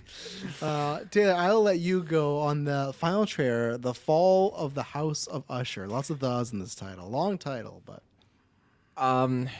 Yeah, it took me a second because you didn't put House I of know, Usher. I You know. put the Hush of Usher, I and know. got I the realized. I thought it was like an wrong Usher things. documentary when Yeah. I was searching I it. thought because Usher has a song called "Hush," so I was like, "We're talking about this music video, or what's going on here?" He also has a movie coming to theaters, breaking records. But yeah, I realized that when I dropped the Ride Now gif. I was like, oh, I didn't. That's not House. I don't understand what was going on in this movie, and maybe I just missed it. But like, Well, I think like it's a show, Mas- first of all. so- Oh, it's a show. Okay, Masquerade and some crazy stuff going on. So I think, to break it down for you simply, is like, I think there's gonna be lots of wild stuff going on. It's based on Edgar Allan Poe's story, but I think it's just a ghost of someone they harmed is coming back to get this family. That's Oh, who Carla okay. Guano's playing, and that's I think why it's called The Fall of the House of Usher, where I think the spirit is coming back to take down these shitty, not so shitty people. Maybe there's a mix of them. Said they're a crime family, so yeah, they're definitely not innocent. I'm sure there's a couple good ones in there, because if there's not, then who? Like, I guess I'm rooting for the ghost.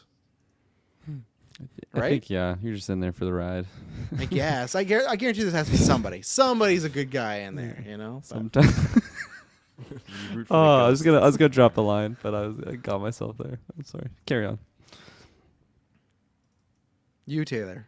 You just said you didn't I mean, understand it, but I didn't understand it, but visually it looked very, very cool. It just the set pieces were really, really bewildering. I don't have much I can add. I feel like I just need to see another trailer with a little more context, but it's intriguing, but I'm not going to be running to, let's get that fucking channel turned on and let's watch it. Like, that A channel Netflix turn channel. on. Yeah.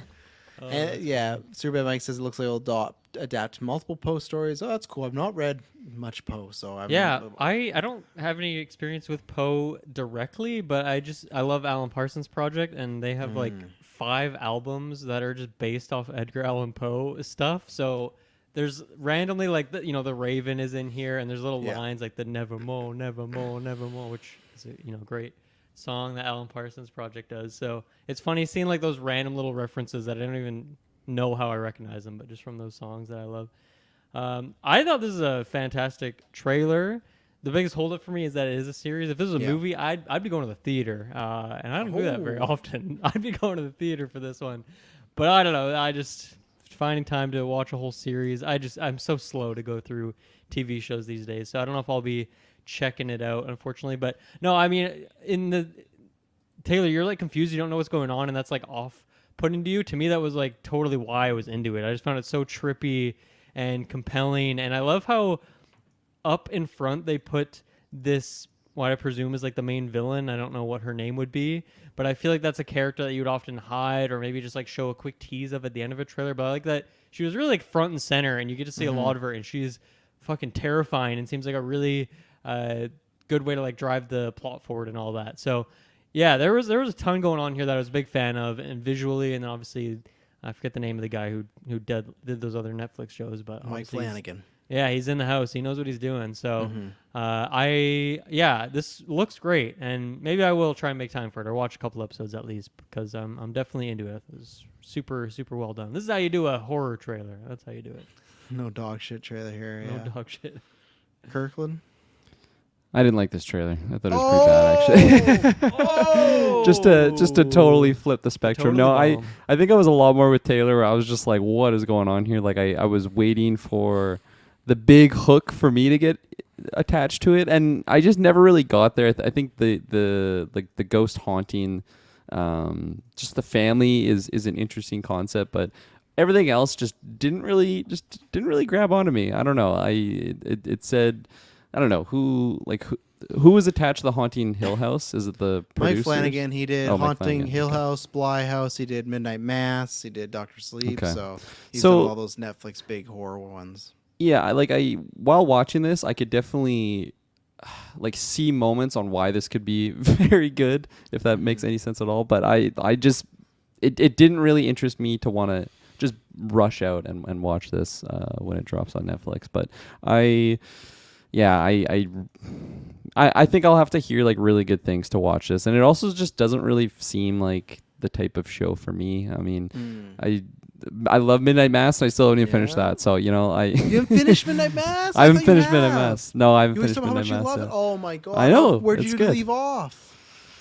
I don't want to spoil it for anyone that's out there. Oh my There's God. bad things going on. Yeah, I'll leave it You, there. you gotta finish that this Halloween. That is such Yeah. a fucking just a masterpiece. He's still of a beating show. that Spider-Man boss. Yeah, he's still right. He's still beating the boss. Miles He can't Morales. be- Yeah, Let's Miles do it. Morales. Tough game. Yeah, this is a day one. I've said it before. James Wan, Mike Flanagan. Those are to me the two best horror directors right now. I love top 10 shows. I think Midnight. I don't know if Midnight Mass is definitely in there now. I don't know if Haunting could be in there as well. If not, it's probably top 20. I loved Bly. I like Midnight Club enough. That was a good one. I loved Doctor Sleep. So much with his work is just feels like it's tailor made towards me. I love that this is his last Netflix one because he's jumping over to Amazon Prime because they offered him a better deal. You got some new cast members like Mark Hamill's in there. That's cool. I like to see him doing something a little bit different, but it's like a huge crossover of a bunch of people he's used in all other of his projects. So it's just a whole Flanverse thing going on. And yeah, it's the visuals I was digging. I'm with Dylan where I like that maybe episode 1 they'll do a who's the killer, but I think that would be it. I think the whole season, I think it's kind of cool to put this, and it's up front. It's not trying to be is this a dead person's ghost? Is it a real person? It's just, no, this person's clearly, whether they're dead or got some dark magic going on, they're a supernatural being, and right away okay, this is what you're dealing with now. And like I said, I am interested to see, because all the other stories have heroes. I'm interested to see, is there going to be one character that maybe marries in this family, and that's the good person we're following because we want to root for? Because if they are just shit people, it's that's where I agree with Dylan. That would maybe make a better movie of, okay, shit family, it's revealed they're shit family, they're killed off. 6 to 8 episodes of that, I don't know where you can go. Obviously they're great actors, so I'm sure they can give them good material, but I mean unless maybe the point is you are just cheering for this ghost. Maybe the ghost is a protagonist. I don't know how they're going to edit the show and who the POV is from, right? But yeah, lots of visuals going on, lots of big set pieces. His stuff has that, but it feels like it's usually in a small amount in a series or a movie, where this looks like it could have multiple episodes. So yeah, I can't wait. I'm going to be binging this as soon as possible as I can. I don't know if it'll be staying with midnight because it's a little spooky, but yeah, anytime I can get in the Flanverse, I'm excited. So you're right there, Kirkland. Yeah, you're looking like Cyclops the way you're bending over. Your name was just covering your face. Yeah. Excellent retrospective. Anything else to shout out, talk about before we end this one? No. No. We did it. We'll be back next week. Some news, after 9, whole bunch of stuff. Thank you very much for everyone in live chat. Thank you very much for everyone that tuned in. Hope you have a good weekend. And we promise you next time you hear from us, it'll not be boring. See ya. Have a mo.